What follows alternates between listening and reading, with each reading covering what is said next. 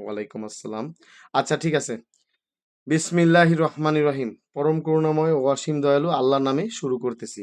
হ্যাঁ, জি জি, সবাইরে বাদ দিয়ে দিছি। ঠিক আছে, এই আগাছা রাখিনি। দেখেন না, লোকজনই কম। আরো রিমাইন্ডার আসবে। ঠিক আছে, 23 তারিখ পর্যন্ত যেটি বাদ দিছি, আর একটা হচ্ছে 30 তারিখ পর্যন্ত, ওটিরও বাদ দিয়ে দিব। ঠিক আছে। আচ্ছা, বিসমিল্লাহির রহমানির রহিম। আপনারা শিখতেছেন তামাদি আইন 1908। তো আপনাদের বার কাউন্সিলে একটা কোশ্চেন, জেনারেল কোশ্চেন থাকবে। তামাদি মানে আপনাদের বার কাউন্সিলে তো 7টা আইন আছে, তাই না?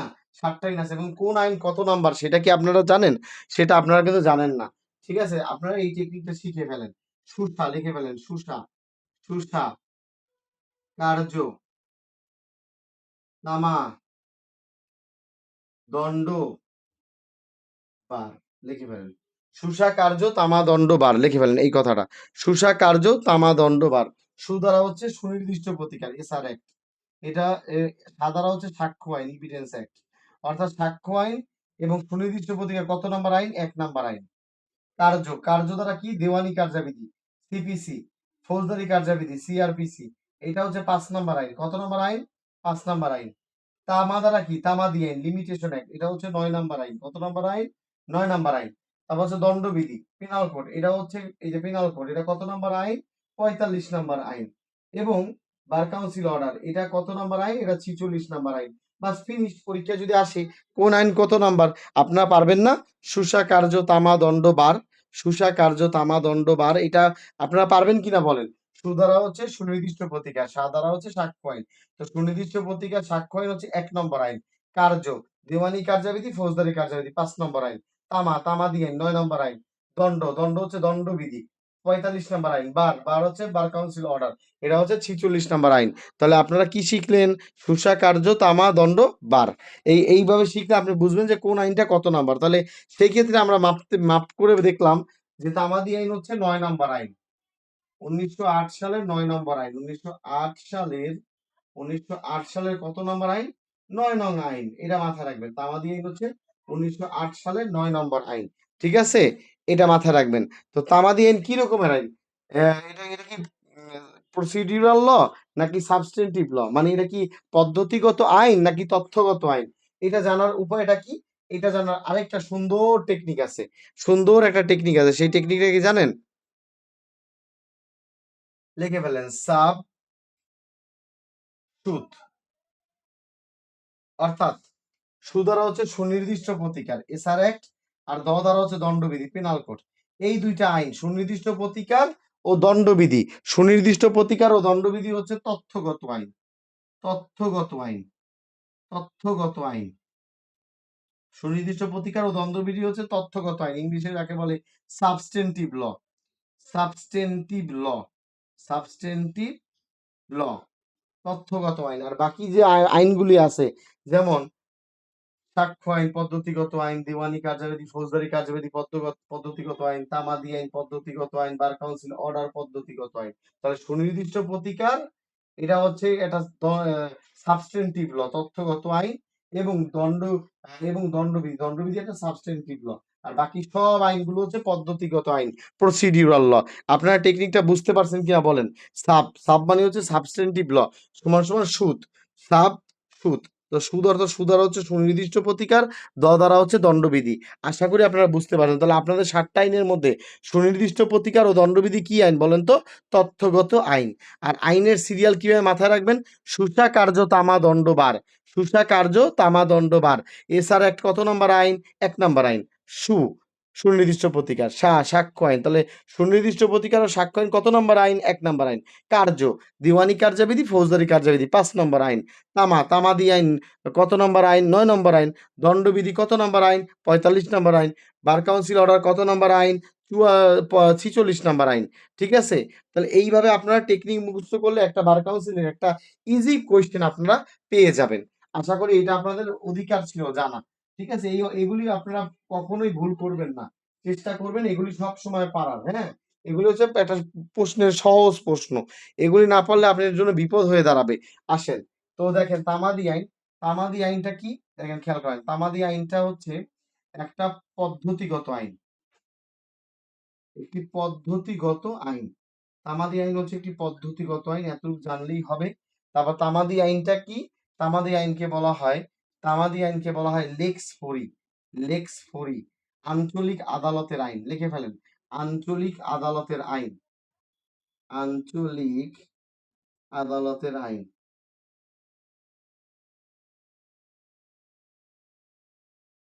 আঞ্চলিক আদালতের আইন, এই জিনিসটা আপনাদের জন্য খুব গুরুত্বপূর্ণ। এটা কত নম্বর আইন? এটা হচ্ছে কি 9 নম্বর আইন। কত নম্বর আইন? 9 নম্বর আইন। তো এবার কি তামাদি আইনের উদ্দেশ্যটা কি? What's the purpose? উদ্দেশ্যটা কি তামাদি আইনের? তামাদি আইনের উদ্দেশ্য হচ্ছে কোনো মামলায়, লিখে ফেলেন, কোনো বিরোধ, কোনো বিরোধ নিষ্পত্তি করার জন্য, কোনো বিরোধ নিষ্পত্তি করার জন্য এবং শান্তি প্রতিষ্ঠার জন্য, শান্তি প্রতিষ্ঠার জন্য, কোনো বিরোধ নিষ্পত্তির জন্য এবং শান্তি প্রতিষ্ঠার জন্য একটি, লিখে ফেলেন, একটি মামলায় নির্দিষ্ট, লিখে ফেলেন, নির্দিষ্ট সময় নির্ধারণ করে দেয়।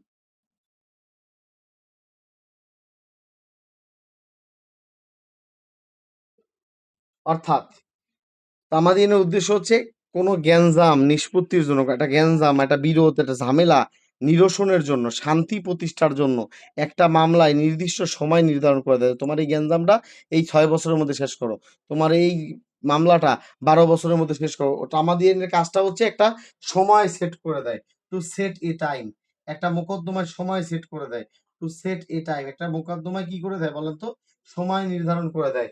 ওই নির্ধারিত সময়ের পরে আপনি আর ওই অধিকার বা দাবিটা আদায় করতে পারবেন না। নির্ধারিত সময়ের পরে অধিকার বা দাবিটা আপনি কি করতে পারবেন না? আর আর চাইতে পারবেন না, ওই নিয়ে আর কোনো প্রশ্ন করতে পারবেন না। অর্থাৎ তামাদি আইনের কাজ হচ্ছে একটা বিরোধ বা একটা বিরোধ নিষ্পত্তির জন্য কি করে? সময় সেট করে দেয়। একটা বিরোধ নিষ্পত্তির জন্য টাইম সেট করে দেয়। এই টাইমের পরে গিয়ে আপনি আর কি করতে পারবেন না? আদালতের কাছে কোনো প্রতিকার চাইতে পারবেন না। ঠিক আছে? অর্থাৎ কার কাছে কোনো প্রতিকার চাইতে পারবেন না? আদালতের কাছে। আদালতের কাছে প্রতিকার চাইতে পারবেন না, কিন্তু পৃথিবীর সকল জায়গায় আপনি এই প্রতিকারটা চাইতে পারবেন। ঠিক আছে? আশা করি তামাদি আইনের উদ্দেশ্যটা বুঝতে পেরেছেন। এবার আসেন তামাদি আইনটা, তামাদি আইনের ধারা 1 থেকে পড়াবো। দেখে ফেলেন তামাদি আইন কোন কোন ক্ষেত্রে প্রযোজ্য এবং কোন কোন ক্ষেত্রে প্রযোজ্য না, এই অংশটা লিখে ফেলেন। আসেন, তামাদি আইন প্রযোজ্য, লিখে ফেলেন। তামাদি আইন কোথায় পড়ে? এমসিকিউ তে আসবে। তামাদি আইন, তামাদি আইন 1908, তামাদি আইন 1908 প্রযোজ্য কোথায়? প্রযোজ্য, প্রযোজ্য কোথায় চলে তামাদি আইন 1908? 3টি জায়গায় চলে, 3টি স্থানে চলে। লিখে ফেলেন, 3টি স্থানে চলে। তামাদি আইন চলে 3 জায়গা, লিখে ফেলেন। 3 জায়গায় তামাদি চলে, 3 স্থানে তামাদি চলে, 3 স্থানে তামাদি চলে। 1, সকল দেওয়ানি মোকদ্দমায়, সকল দেওয়ানি মোকদ্দমায় তামাদি চলে। 2, শুধুমাত্র, এটা এমসিকিউর জন্য ইম্পর্টেন্ট, শুধুমাত্র, এই লিখে ফেলেন, শুধুমাত্র, লিখে ফেলেন, শুধুমাত্র, শুধুমাত্র ফৌজদারি আপিলে তামাদি চলে। এই এটা এমসিকিউ জন্য ইম্পর্টেন্ট। ফৌজদারি আপিলে, শুধুমাত্র ফৌজদারি আপিলে তামাদি চলে, শুধুমাত্র ফৌজদারি আপিলে। তাহলে পরীক্ষায় যদি আসে তামাদি আইন ফৌজদারি কোন জায়গায় চলে, লিখবেন ফৌজদারি আপিলে চলে। ঠিক আছে? ফৌজদারি আপিলে চলে। 3 নাম্বার, 3 নাম্বার হচ্ছে বিশেষ আইনে, লিখে ফেলেন, বিশেষ আইনে যদি সুস্পষ্ট, সুস্পষ্ট বিধান দেয়া না,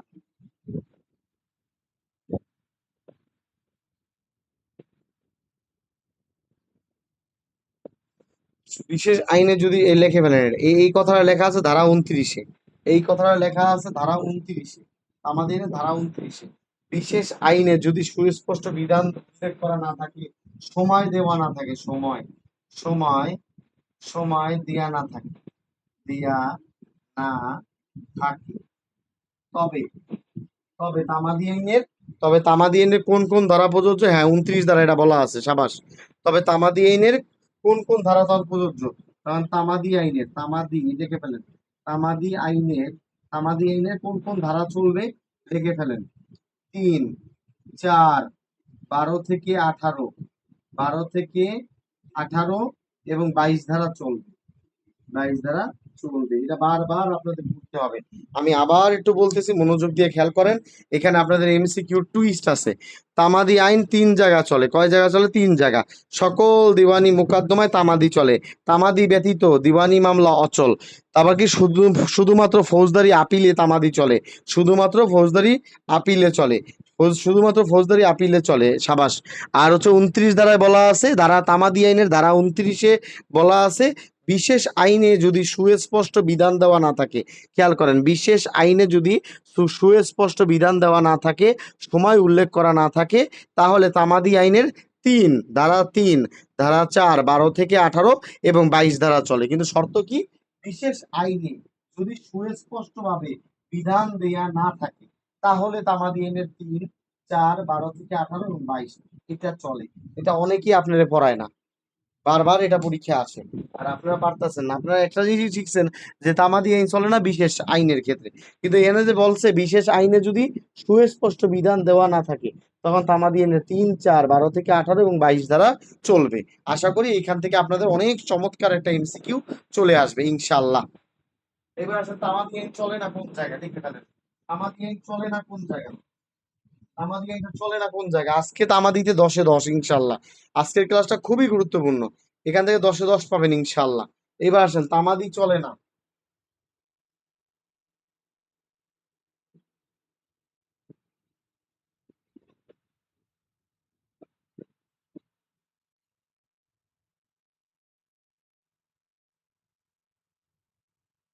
তামাদি আইন 1908 চলে না কয়টি ক্ষেত্রে? লিখে ফেলেন সবাই। তামাদি আইন 1908 চলে না কয়টা ক্ষেত্রে? লিখে ফেলেন, এই দেখেন, লিখে ফেলেন, ড্যাশ ক্ষেত্রে। কয়টি ক্ষেত্রে তামাদি চলে না? ড্যাশ ক্ষেত্রে চলে না। আসুন জেনে নিই কোন কোন ক্ষেত্রে তামাদি চলে না। চলুন আমরা চট করে জেনে নিই। 1 নাম্বার, এই কথাটা লিখে ফেলেন, ফৌজদারি মূল মামলায়। লিখে ফেলেন, মূল মামলায়। ফৌজদারি মূল মামলায় তামাদি চলে না। ফৌজদারি মূল মামলায় তামাদি চলে না। এরপর আপনি চলে যেতে হবে ধারা 29। লিখে ফেলেন, ধারা 29। ধারা 29-এ বলতেছে কোন কোন ক্ষেত্রে তামাদি চলে না। এখানে 2 নাম্বার লেখেন, লেখেন বিশেষ আইনে চলে না। লিখে ফেলেন, লিখে ফেলেন, বিশেষ আইনে চলে না। লিখে ফেলেন, বিশেষ আইনে চলে না। বিশেষ আইনে চলে না। তো ওই কথাটা এরপরেই লেখা ছিল যে, তবে বিশেষ আইনে যদি সুস্পষ্ট বিধান দেওয়া না থাকে, তখন তামাদি আইনের 3, 4, 12 থেকে 18, 22 চলবে। কথা কি বুঝতে পেরেছেন? এই কথাটা এইভাবে লেখা ছিল, বিশেষ আইনে তামাদি চলে না, তবে বিশেষ আইনে যদি সুস্পষ্টভাবে বিধান দেওয়া না থাকে, তখন তামাদি আইনের ধারা 3, 4, 12 থেকে 18 এবং 22 চলে। আশা করি বুঝতে পারছেন। এবার 3 নাম্বার, চুক্তি আইনের 25 ধারা।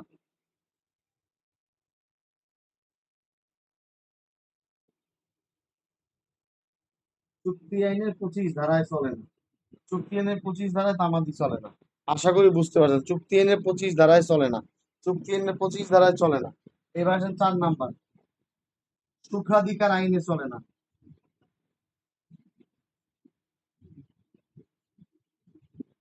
সুখাধিকার আইনে চলে না। এমসিকিউ কিন্তু এগুলো সব এমসিকিউ। 5 নাম্বার, 5 নাম্বার হচ্ছে বিবাহ বিচ্ছেদে চলে না। বিবাহ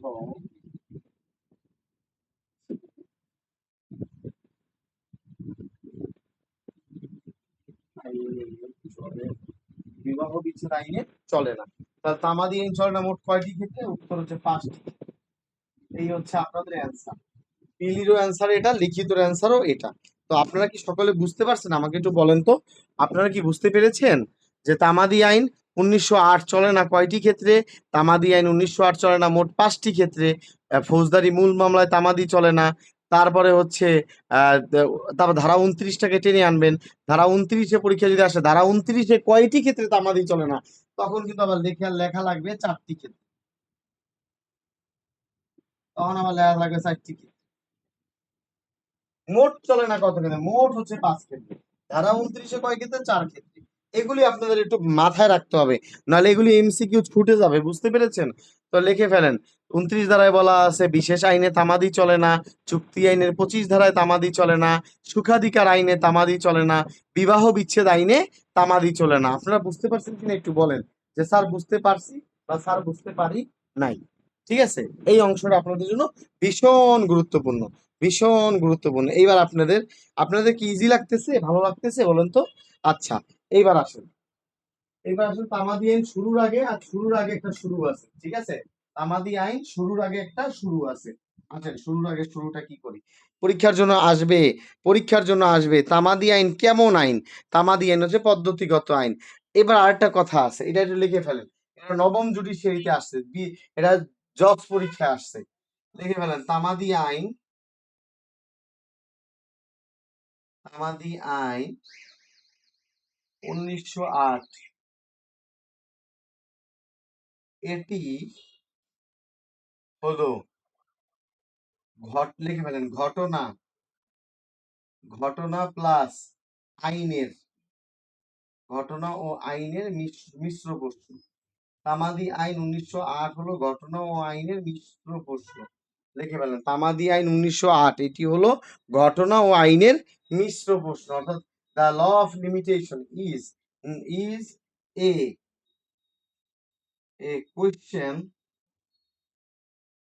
question of fact as well as a question of law। লিখে ফেলেন। এর কথার অর্থ হচ্ছে তামাদি আইন শুধু একটা ঘটনা মানে ঘটনা সংক্রান্ত আইন না, মানে ঘটনার সম্পর্কিত আইন না, এটা ঘটনা ও আইনের মিশ্র প্রশ্ন। পরীক্ষা যদি আসে তামাদি আইন কেমন আইন? তামাদি আইন হচ্ছে ঘটনা ও আইনের মিশ্র প্রশ্ন, মাথায় রাখবেন। তামাদি আইন কেমন আইন? তামাদি আইন হচ্ছে ঘটনা ও আইনের মিশ্র প্রশ্ন। আজকে আমরা শুধু তামাদি পড়বো। ওকে, একটু সুন্দর করে আমরা শিখি। এই আমরা কি একটু এভাবে শিখলে কোনো অসুবিধা আছে বলেন তো? একটু বুঝাই বুঝাই শেখা উচিত না বলেন? তামাদি আইন কি আর পাবেন এই জীবনে? আজকের ক্লাসের পর তামাদি আর এরকম বিস্তারিত পাবেন না। একটু সুন্দর করে বোঝানো দরকার আছে না বলেন? আচ্ছা, বুলেট তো আছেই শর্টকাট। তামাদি আইন হচ্ছে ঘটনা ও আইনের মিশ্র প্রশ্ন। তামাদি আইন হচ্ছে ঘটনা ও আইনের মিশ্র প্রশ্ন। পরীক্ষায় এটা আসবে, পরীক্ষায় এটা আসবে, ঘটনা ও আইনের মিশ্র প্রশ্ন। অর্থাৎ অর্থাৎ যে জিনিসটা কি ছিল বলেন তো? কালকে থেকে পেনাল কোড চালু করবো, আমি বারবার বলতেছি কালকে থেকে পেনাল কোড এবং দেওয়ানি কার্যাবিধি। কেউ হতাশ হয়েন না, সিলেবাস কত আগে শেষ হয়ে যাবে আপনার ধারণাও নাই। আচ্ছা, তো দেখেন একটা লোক একটা আদালতে গেছে, এই আদালতে বিচারক বসে আছে, আদালতে বিচারক বসে গেছে, লোকটা গেছে, যার বা একটা নথি বা দরখাস্ত আদালতে দাখিল করছে। তখন বিচারক প্রথমে দেখলো ঘটনাটা কি, কি ঘটনা নিয়ে আসছে, ঘটনাটা কি, কি ঘটনা নিয়ে লোকটা আসছে। পরে দেখলো যে আচ্ছা এই দলিলটা যে নিয়ে আসছে, দলিলের সময় সময় ঠিক আছে কিনা, তামাদি ঠিক আছে, তামাদি হচ্ছে একটা আইন, আইন ঠিক আছে কিনা, তামাদি আইন সে সময় মতো হাজির হয়েছে কিনা। তাহলে দেখেন তামাদি আইন কি? ঘটনা এবং আইনের মিশ্র প্রশ্ন। একটা লোক একটা দলিল নিয়ে আদালতে আসছে, আদালত প্রথমে দেখলো ঘটনাটা কি, পরে দেখলো এটা তামাদি আছে, তো আইনটা চেক করলো, তাহলে তামাদি আইন হচ্ছে ঘটনা ও আইনের মিশ্র প্রশ্ন। বারবার পরীক্ষা আসতেছে, আমি বারবার বলতেছি আপনাদের, তামাদি আইন ঘটনা ও আইনের মিশ্র প্রশ্ন। আচ্ছা, এইবার আসেন ধারা 1, লিখে ফেলেন। ধারা 1 লিখে ফেলেন। ধারা 1, ধারা 1-এর সাথে পড়তে হয় ধারা 25, লিখে ফেলেন। ধারা 1-এর সাথে ধারা 25 মিলিয়ে পড়তে হয়। এই অংশটা খুবই গুরুত্বপূর্ণ আপনাদের জন্য। এই অংশটা খুবই গুরুত্বপূর্ণ। ধারা 1-এর সাথে ধারা 25 মিলিয়ে পড়তে হয়। ঠিক আছে? আসেন। তো ধারা 1-এ বলা আছে এটা তামাদি আইন 1908। এটা তামাদি আইন লিমিটেশন অ্যাক্ট 1908।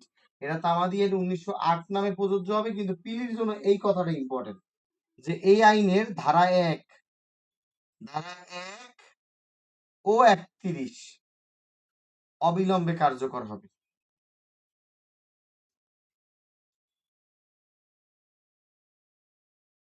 ধারা 1 ও 31 অবিলম্বে কার্যকর হবে। কি মজার কথা! অথচ তামাদি আইনে মোট ধারা আছে 29টি। 29টি ধারা আছে মোট। আর এখানে বলা আছে 1 ও 31 অবলম্বনে কার্যকর হবে। তাহলে এই 31 তো বাদ গেছে। তো ব্রিটিশের সময় 31 ছিল, দুইটা আইন পর ধারা বাদ হয়ে গেছে, 30 বাদ হয়ে গেছে, 31 বাদ হয়ে গেছে, কিন্তু ধারা 1-এ এখন এই কথাটা লেখা আছে, তামাদিনের ধারা 1 ও 31 অবিলম্বে কার্যকর হবে।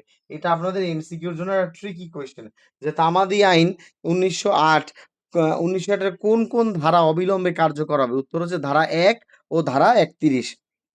আপনারা এটা বুঝতে পারেন না, ধারা 1 ও 31 অবিলম্বে কার্যকর হবে। আশা করি এই অংশটা বুঝছেন।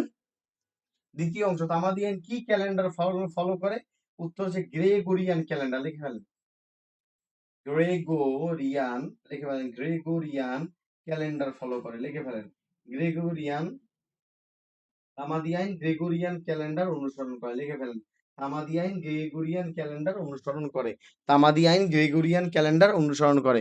এটা পরীক্ষা বারবার আসতেছে, বারবার আসতেছে। তামাদি আইন কোন ক্যালেন্ডার অনুসরণ করে? উত্তর হচ্ছে গ্রেগরিয়ান ক্যালেন্ডার অনুসরণ করে। তামাদি আইন গ্রেগরিয়ান ক্যালেন্ডার অনুসরণ করে।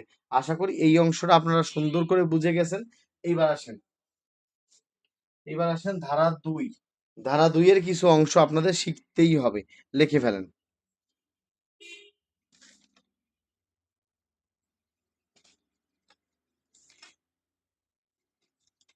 ধারা 2 এর 2 এই অংশটা শিখেন। ধারা 2 এর 2 এটাকে বলা হয় বিনিময় চুক্তি। বিনিময় চুক্তি। তো বিনিময় চুক্তি বলতে কোন দুইটা জিনিসকে বোঝায়? লিখে ফেলেন। বিনিময় চুক্তি বলতে দুইটা জিনিসকে বোঝায়, দুইটি জিনিসকে বোঝায়। বিনিময় চুক্তি বলতে দুটি জিনিসকে বোঝায়, এক হচ্ছে হুন্ডি, এক হচ্ছে হুন্ডি এবং আরেকটা হচ্ছে চেক। হুন্ডি আর চেক কে বোঝায়, অর্থাৎ পরীক্ষার জন্য ইম্পর্টেন্ট। তাহলে পরীক্ষায় যদি আসে বিনিময় চুক্তি বলতে কোন দুইটা জিনিসকে বোঝায়, উত্তর হচ্ছে হুন্ডি আর চেক। মাথায় থাকবে তো? তাহলে তামাদি আইনের বিনিময় চুক্তি কোন দুইটা জিনিসকে বোঝায়? হুন্ডি এবং চেক, এই দুইটা জিনিসকে বোঝায়। আশা করি এই জিনিসটা বুঝছেন। এইবার আসেন 2 এর 5। 2 এর 5, এই 2 এর 5 এর সাথে ধারা 26 মিলিয়ে পড়তে হয়।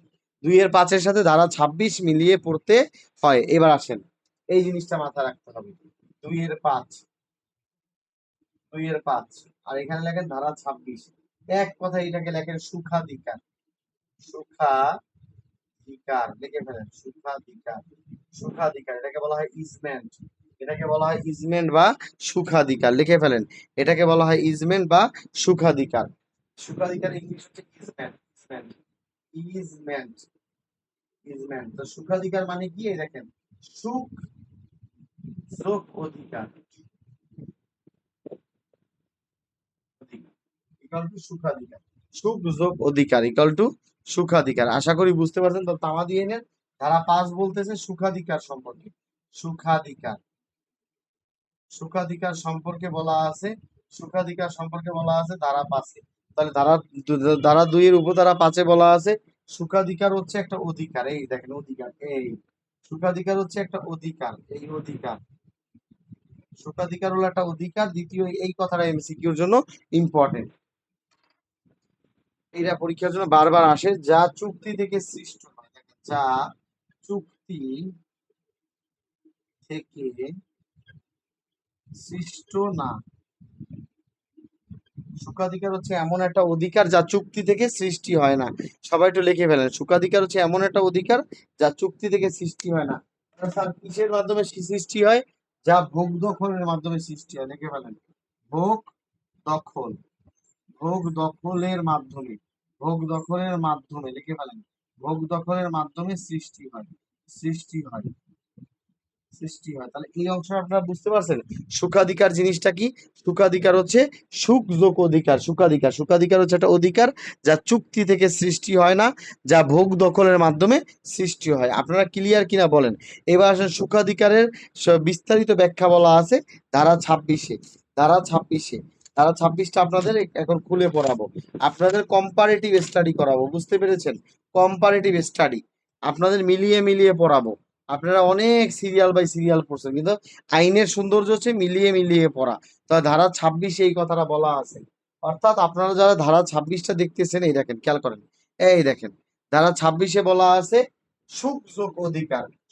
সুখাধিকার একটা অধিকার যা চুক্তি থেকে সৃষ্টি হয় না, যা ভোগ দখল থেকে সৃষ্টি হয়। এবার ধারা 26-এ কি বলা আছে দেখেন, ধারা 26-এ বলা আছে কোনো ব্যক্তি, কোনো ব্যক্তি, লিখে ফেলেন কোনো ব্যক্তি কোনো ব্যক্তি যদি হয় সরকারি সম্পত্তি, সরকারি সম্পদ, কোনো ব্যক্তি সরকারি সম্পত্তি কত বছর?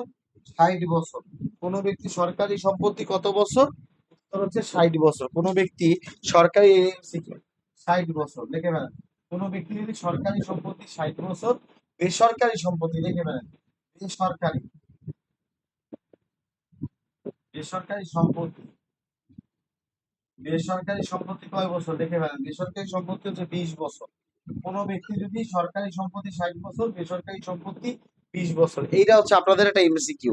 কোনো ব্যক্তি যদি সরকারি সম্পত্তি 60 বছর এবং বেসরকারি সম্পত্তি 20 বছর, ঠিক আছে, সরকারি সম্পত্তি হলে 60 বছর, বেসরকারি হইলে 20 বছর, ঠিক আছে, কি করতে পারে? শান্তিপূর্ণভাবে লিখে ফেলেন। শান্তিপূর্ণভাবে, শান্তিপূর্ণভাবে লিখে ফেলেন। শান্তিপূর্ণভাবে। তারপর দ্বিতীয় শব্দটা লিখে ফেলেন। সুখাধিকার হিসেবে, সুখাধিকার হিসেবে,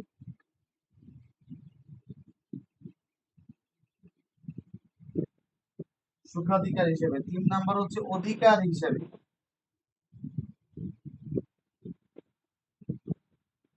অধিকার হিসেবে। 4 নাম্বার হচ্ছে প্রকাশ্যে, লিখে ফেলেন।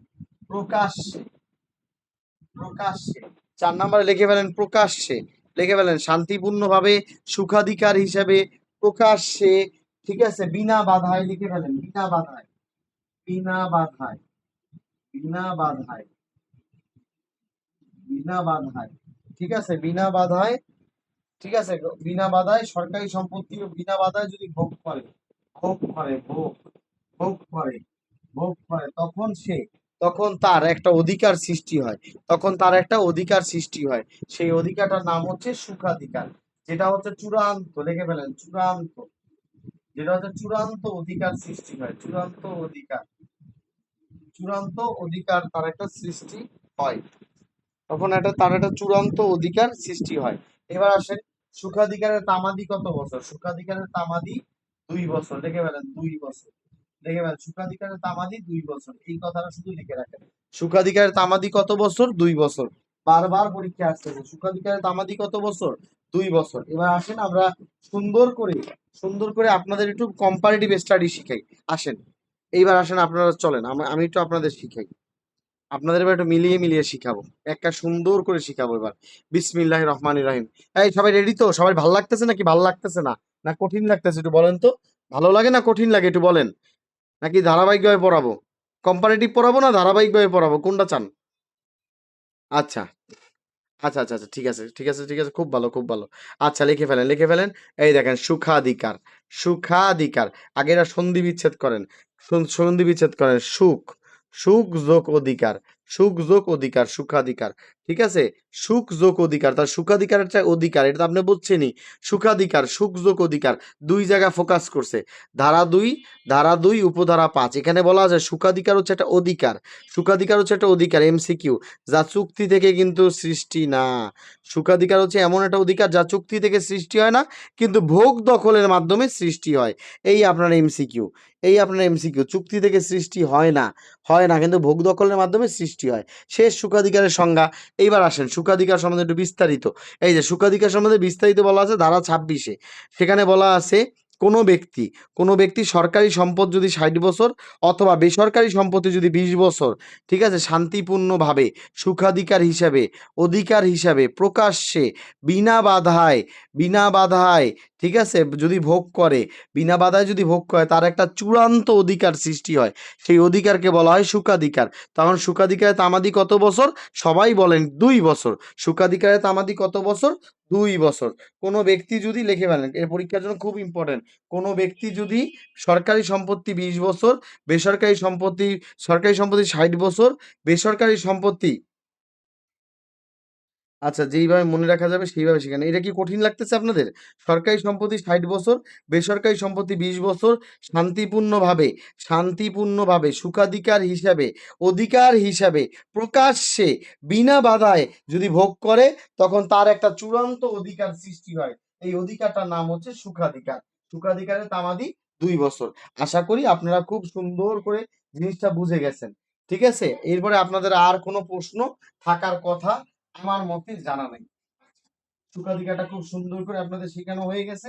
এইবার আসেন, আমরা কিন্তু কম্পারেটিভ স্টাডি শিখাচ্ছি। কম্পারেটিভ স্টাডি, কম্পারেটিভ স্টাডি মানে হচ্ছে আপনি ওই 26 পর্যন্ত যাইতে যেতে তো ভুলেই তো যাবেন কি বলছিলাম। আচ্ছা, তো আপনাদের কম্পারেটিভ স্টাডি করলে বেশি মনে থাকবে। কথা কি বুঝতে পেরেছেন? এইবার আসেন সরল বিশ্বাস, খেয়াল করেন এই কথাটা, আসেন কাছে আসেন। সরল বিশ্বাস লিখে ফেলেন, সরল বিশ্বাস। সরল বিশ্বাস আপনাদের এমসিকিউ আসবে। সরল বিশ্বাস ইংলিশে বলা হয় গুড ফেইথ। গুড ফেইথ, এখানে তিনটা শব্দ আসবে। সরল বিশ্বাস মানে তিনটি জিনিস, তিনটি বিষয় লিখে ফেলেন। সরল বিশ্বাস মানে তিনটি বিষয়। সরল বিশ্বাস মানে তিনটি বিষয়। একটা হচ্ছে লেখেন, একটা লেখেন যত্ন, লিখে ফেলেন যত্ন, যত্ন, মনোযোগ, সতর্কতা। ইংলিশে বলা হয় due care and attention. Due care and attention, English শব্দটা এইভাবেই আসে, ডিউ কেয়ার এন্ড অ্যাটেনশন। আর বাংলা আপনি শিখবেন কিভাবে? বাংলা আপনি শিখবেন এইভাবে, যে সরল বিশ্বাস বলতে তিনটি বিষয়কে বোঝায়। কোনো কাজ যখন যত্নের সাথে করা হয়, কোনো কাজ যখন মনোযোগের সাথে করা হয়, কোনো কাজ যদি সততার সাথে করা হয়, অর্থাৎ কোনো কাজ,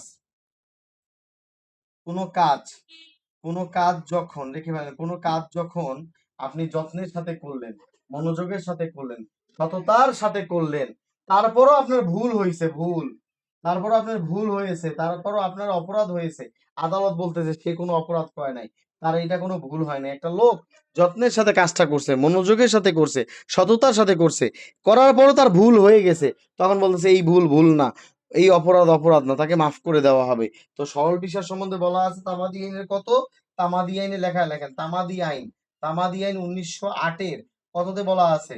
তামাদি আইন 1908-এর বলা আছে ধারা 2 উপধারা 7, ধারা 2 উপধারা 7, তামাদি আইন 1908-এর ধারা 2 উপধারা 7 সরল বিশ্বাস সম্বন্ধে বলা আছে।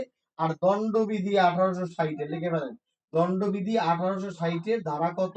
ধারা 53-তে, ধারা 52-তে, ধারা 52-তে সরল বিশ্বাস সম্বন্ধে বলা আছে। একই জিনিস, দুই জায়গায় একই জিনিস। ওকে, এইটা একটু মাথায় রাখবেন। আপনারা বুঝছেন কিনা বলেন? কোনো কাজ যখন যত্ন, মনোযোগ ও সততার সাথে করা হয়, তখন সেই কাজে কোনো ভুল হলে সেই ভুল ভুল না। তথা তামাদি আইনের 2-এর সাথে বলা আছে এবং দণ্ডবিধিতে বলা আছে ধারা 52-তে। আশা করি আপনারা বুঝতে পারছেন। বুঝতে পারছেন কি একটু জানান। আচ্ছা, এবার আসেন,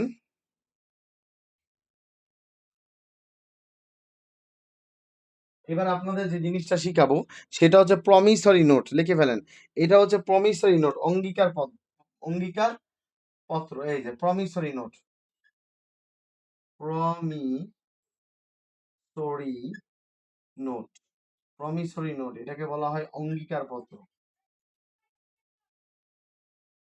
অঙ্গীকার পত্র। বারবার পরীক্ষায় এই কথাটা আসে, সবাই মাথায় রাখেন। অঙ্গীকার পত্র একটি দলিল, এক কথায় শেষ। অঙ্গীকার পত্র একটি দলিল, এই কথাটা মাথায় রাখবেন। অঙ্গীকার পত্র কি বলেন তো? একটা দলিল। অঙ্গীকার পত্র একটা কি বলেন তো? অঙ্গীকার পত্র হচ্ছে একটা দলিল। এখানে কি দেওয়া থাকে? যেখানে, যেখানে একটা দলিল, যেখানে কোনো পক্ষ, কোনো পক্ষ, লিখে ফেলেন কোনো পক্ষ বাধ্য থাকে, কোনো পক্ষ বাধ্য থাকে কি করতে? নির্দিষ্ট সময়ে, লিখে ফেলেন নির্দিষ্ট সময়ে, লিখে ফেলেন নির্দিষ্ট সময়ে, নির্দিষ্ট সময়ে, লিখে ফেলেন কোনো একটা পক্ষ বাধ্য থাকে।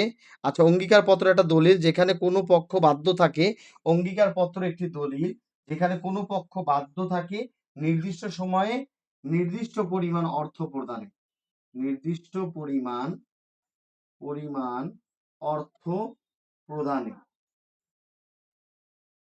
এই কথাটা আপনারা খুব ভালো করে লিখে ফেলেন, এই কথাটা আপনারা খুব ভালো করে লিখে ফেলেন এবং আপনাদের ঠোঁটের আগায় মুখস্থ রাখেন। প্রমিসরি নোট অঙ্গীকার পত্র, অঙ্গীকার পত্র হচ্ছে একটা দলিল যেটাকে, যেখানে কোন যে কোনো পক্ষ বাধ্য থাকে নির্দিষ্ট সময়ে কোনো নির্দিষ্ট পরিমাণ অর্থ প্রদানে। ঠিক আছে, এইভাবে পরীক্ষা হলে আপনাদের লিখতে হবে। প্রমিসরি নোট হচ্ছে একটা দলিল যেখানে, যেখানে কোনো পক্ষ বাধ্য থাকে নির্দিষ্ট পরিমাণ অর্থ নির্দিষ্ট সময়ে জমা দিতে। এই অংশটা আপনারা ক্লিয়ার কিনা একটু জানান।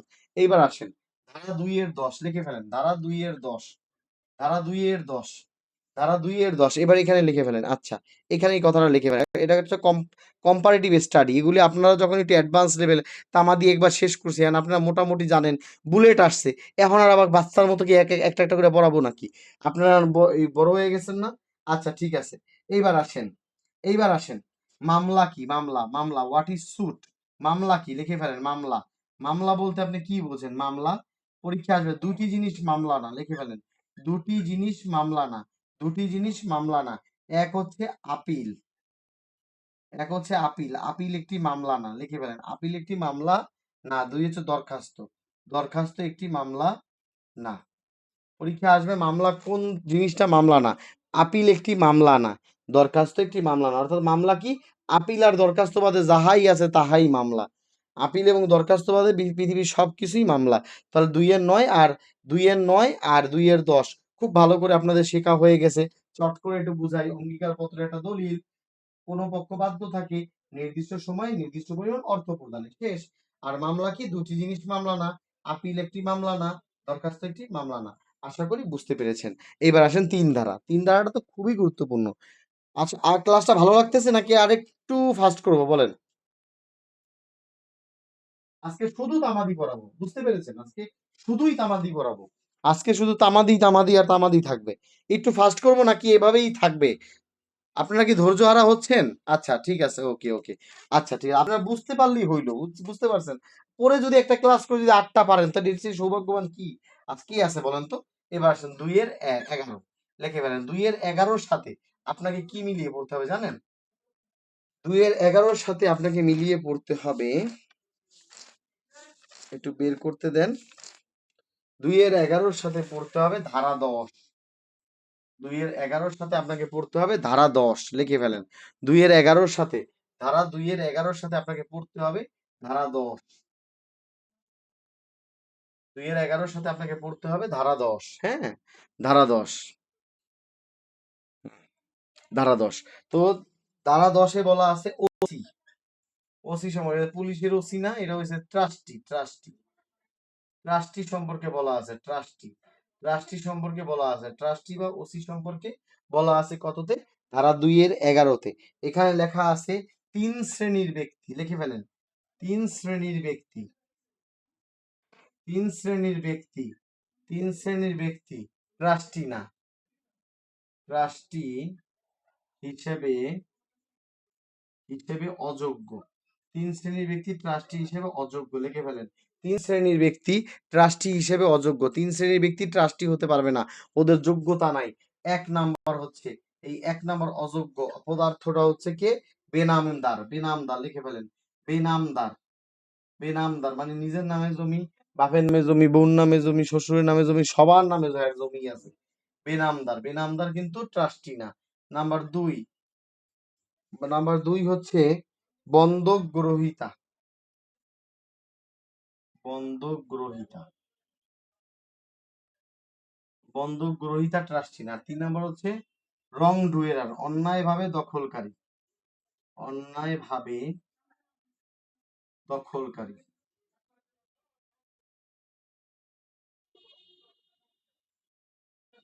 এই 3 শ্রেণীর ব্যক্তি ট্রাস্টি না। এই অংশটা আপনারা বুঝছেন কিনা বলেন? পরীক্ষা বারবার আসতেছে। ধারা 2 এর 11তে বলা আছে 3 শ্রেণীর ব্যক্তি ট্রাস্টি না, বেনামদার ট্রাস্টি না, বন্ধক গ্রহীতা কিন্তু ট্রাস্টি না। ঠিক আছে, মাথায় রাখবেন। এবং অন্যায়ভাবে, অন্যায়ভাবে দখলকারী ব্যক্তি, অন্যায়ভাবে কারো সত্ত্ব, সত্ত্ব বা কারো জমি, কারো জমি বা সত্ত্ব দখল করছে, এ ট্রাস্টি না। এটা বলা আছে ধারা 2 এর 11তে। আর ধারা 2 এর 10-এ একটা কথা শুধু বলা আছে, একটা কথা শুধু বলা আছে ধারা 2 এর 10-এ। ধারা 2 এর 10-এ একটা কথাই বলা আছে,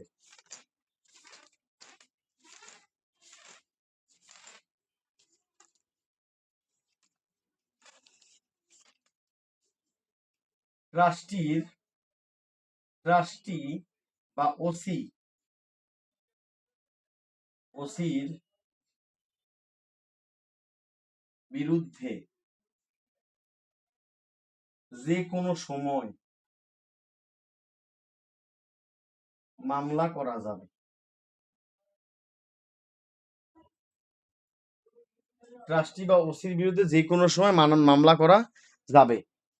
অর্থাৎ ট্রাস্টি বা ওসির বিরুদ্ধে যে কোনো সময় মামলা করা যাবে, ঠিক আছে, মামলা করা যাবে। ট্রাস্টি বা ওসির বিরুদ্ধে যে কোনো সময় মামলা করা যাবে, অর্থাৎ কার কোনো তামাদি নেই, পরীক্ষাটা পেঁচাই দিবে, কার তামাদি নেই বলেন, কার বিরুদ্ধে মামলা করার তামাদি নেই, কার বিরুদ্ধে মামলা করার তামাদি নেই? উত্তর হচ্ছে ট্রাস্টি বা ওসির বিরুদ্ধে মামলা করার কোনো তামাদি নেই। ট্রাস্টি যখন তার ক্ষমতার বাইরে গিয়ে কোনো একটা কাজ করবে, তার বিরুদ্ধে যে কোনো সময় আপনি মামলা করতে পারবেন। একটা ট্রাস্টি যখন ক্ষমতার বাইরে গিয়ে কাজ করবে, তার বিরুদ্ধে আপনি যে কোনো সময় মামলা করতে পারবেন। অর্থাৎ ট্রাস্টি 2-11 আর ট্রাস্টি একসাথে একটু পড়েন তো। 2-11তে বলা আছে 3 শ্রেণীর ব্যক্তি ট্রাস্টি না, বেনামদার, বন্ধক গ্রহীতা, অন্যায়ভাবে সত্ত্ব দখলকারী, এই 3 শ্রেণীর ব্যক্তি ট্রাস্টি না। আর ধারা 2-10 বলা আছে ট্রাস্টির বিরুদ্ধে যে কোনো সময় মামলা করা যায়। ট্রাস্টি যখন বেইমানি করবে, ট্রাস্টি যখন ক্ষমতার বাইরে গিয়ে কাজ করবে, ঠিক আছে, তখন যে কোনো সময় মামলা করতে পারবেন।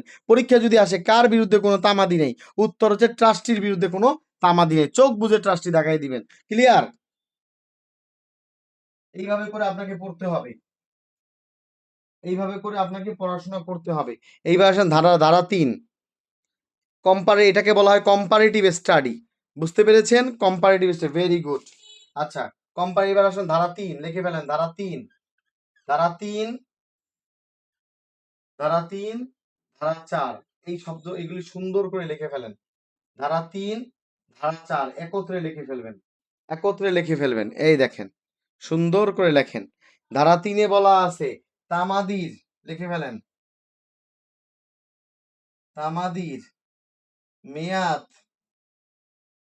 অন্তে, মানে তা অন্তে মানে শেষ, তামাদির মেয়াদ অন্তে মামলা খারিজ, মামলা খারিজ লিখে ফেলেন। তামাদির মেয়াদ অন্তে মামলা খারিজ, যদিও, যদিও বিবাদী, লিখে ফেলেন, বিবাদী নিশ্চুপ, নিশ্চুপ বানান কি? এই তো।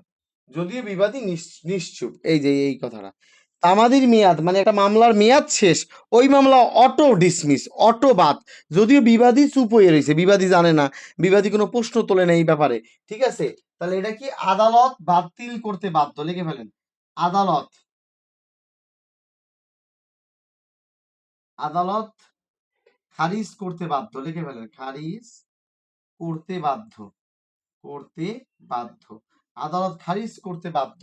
বিবাদী যদি প্রশ্ন না, তাহলে আদালত দেখলো যে আরে এই মামলার তো তামাদি নেই, অটো ডিসমিস, অটো বাদ, যদিও বিবাদী চুপ করে আছে, বিবাদী এখন এই ব্যাপারে কোনো প্রশ্ন তোলে নাই, তামাদির মেয়াদ হতে মামলা খারিজ। তাহলে ধারা 3 প্রযোজ্য কয় ক্ষেত্রে? 3 ক্ষেত্রে, লিখে ফেলেন। ধারা 3 চলে 3 ক্ষেত্রে, ধারা 3 চলে 3 ক্ষেত্রে, লেখেন ধারা 3 চলে 3 ক্ষেত্রে, ধারা 3 চলে 3 ক্ষেত্রে। এটাকে বলা হয় এস এ স্কয়ার, অর্থাৎ এস এ হচ্ছে সুট মানে মামলা, মামলা, এতে হচ্ছে আপিল, মামলা আপিল, আরেকটা এতে হচ্ছে দরখাস্ত, লিখে ফেলেন, দরখাস্ত, অর্থাৎ মামলা, আপিল, দরখাস্ত, এই 3 ক্ষেত্রে কি হয় বলেন তো? এই 3 ক্ষেত্রে ধারা 3 প্রযোজ্য হয়। তাহলে আপনারা কিভাবে শিখবেন? ধারা 3 প্রযোজ্য হয় কয় ক্ষেত্রে? ধারা 3 প্রযোজ্য হয় 3 ক্ষেত্রে, এস এ স্কয়ার, ঠিক আছে, সুট আপিল অ্যাপ্লিকেশন, ধারা 3 প্রযোজ্য হয় 3 ক্ষেত্রে। তামাদির মেয়াদ অন্তে মামলা খারিজ, যদিও বিবাদী নিশ্চুপ, আদালত খারিজ করতে তাহা বাধ্য। এবার আসেন ধারা 4, ধারা 4 বলতেছে আদালত বন্ধ, লিখে ফেলেন, আদালত অথবা বিচারক বা জজ অনুপস্থিত, সহজভাবে শিখেন, জজ অনুপস্থিত, তাহলে তামাদি বন্ধ থাকিবে। অর্থাৎ এটা কোন ক্ষেত্রে প্রযোজ্য? এটা শুধুমাত্র, ঠিক আছে, এটা কোন ক্ষেত্রে প্রযোজ্য? এটা হচ্ছে তামাদি আইনে ধারা 4-এ প্রযোজ্য, যে আদালত বন্ধ, আদালত বন্ধ, যেমন শুক্র শনি পড়ে গেছে ডেট, ফ্রাইডে স্যাটারডে, শুক্র শনি আদালত বন্ধ থাকে বা ঈদের দিন বন্ধ থাকে, মানে আদালত বন্ধ এবং বিচারক জজ আসে না, আজকে জজ একটা ছুটি নিয়েছে, বিচারক অসুস্থ, তাহলে আদালত অথবা বিচারক সে অসুস্থ, সে তার ব্যক্তিগত সময় দিছে, আদালত বন্ধ অথবা বিচারক অনুপস্থিত, তাহলে তামাদি বন্ধ থাকিবে। আদালত বন্ধ, অনুপস্থিত থাকে, তামাদি বন্ধ থাকে। আপনারা কি বুঝতে পারছেন? যেদিন আদালত খোলে, লিখে নেন, যেদিন আদালত খোলে, যেদিন আদালত খোলে যেদিন আদালত খোলা সেদিন তামাদি চালু। যেদিন আদালত খুলবে সেদিন তামাদি চালু। এই দুইটা কম্পারেটিভ স্টাডি আপনারা বুঝছেন তো? একটু বলেন তো, ইয়েস নো। আদালত বন্ধ অথবা বিচারক অনুপস্থিত, তাহলে তামাদি থাকবে। ঠিক আছে, যেদিন আদালত খুলবে সেদিন আবার তামাদি চালু হবে। এই জিনিসটা বুঝতে পারছেন কিনা বলেন? পরীক্ষা আসলে পারবেন তো?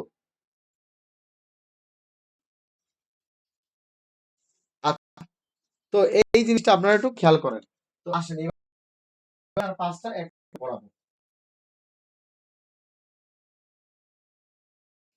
আসেন ধারা 3 আর 5 আপনারা বুঝতে পারতেছেন কিনা বলেন? সাউন্ড প্রবলেম ইস্যু, একজনের নেটওয়ার্ক ইস্যু, অথচ সবাই কিন্তু শুনতেছে। ঠিক আছে, সাউন্ড ইস্যুটা এটা সবার না।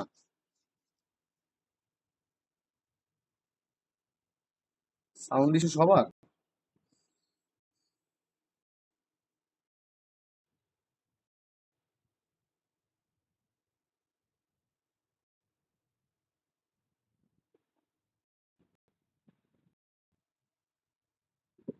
আচ্ছা,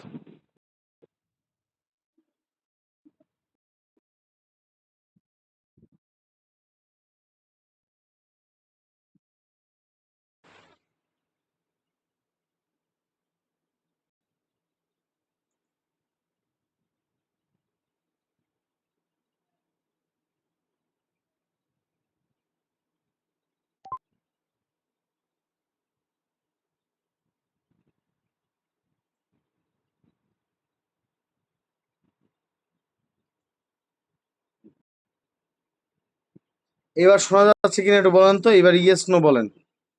এবার শোনা যাচ্ছে কিনা একটু বলেন। এবার ক্লিয়ার কিনা বলেন। আচ্ছা, থ্যাংক ইউ, থ্যাংক ইউ। ওই একটু মাঝে মাঝে একটু হয়ে যায়, এটা আসলে তো আচ্ছা ঠিক আছে, আর দরকার নেই। এবার আসেন, এবার আসেন ধারা 5। ধারা 5, ধারা 5 কে বলা হয়, ধারা 5 কে বলা হয়, খেয়াল করেন, ধারা 5 কে বলা হয় বিলম্ব মওকুফ। বিলম্ব মওকুফ।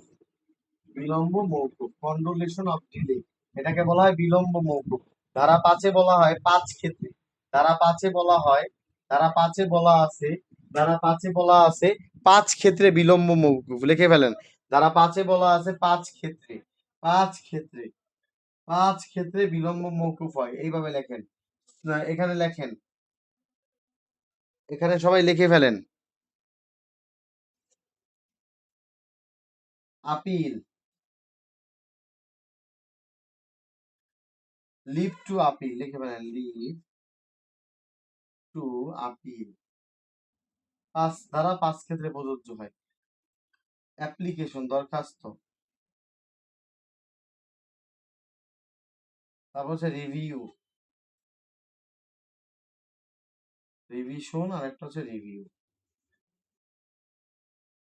এই 5 ক্ষেত্রে কি হয়? 5 ক্ষেত্রে তামাদি, 5 ক্ষেত্রে কি হয়? তামাদির বিলম্ব মওকুফ হয় 5 ক্ষেত্রে। আর কয় ক্ষেত্রে হয় না? কয় ক্ষেত্রে হয় না দেখেন, কয় ক্ষেত্রে হয় না। এই যে বিলম্ব মওকুফ করে আদালতের জন্য কি ক্ষমতা? সুবিবেচনামূলক ক্ষমতা, লিখে ফেলেন, সুবিবেচনামূলক ক্ষমতা। এই যেটা হচ্ছে সুবিবেচনামূলক ক্ষমতা আদালতের জন্য, আপনি আদালতে খুশি করে যদি নিতে পারেন। আদালত কখন বিলম্ব মওকুফ করে? এটা আদালতের সুবিবেচনামূলক ক্ষমতা, যখন আপনি তাকে কি করতে পারেন? সন্তুষ্ট, সন্তুষ্ট করতে পারেন, সন্তুষ্ট, সন্তুষ্ট করতে পারেন, সন্তুষ্ট।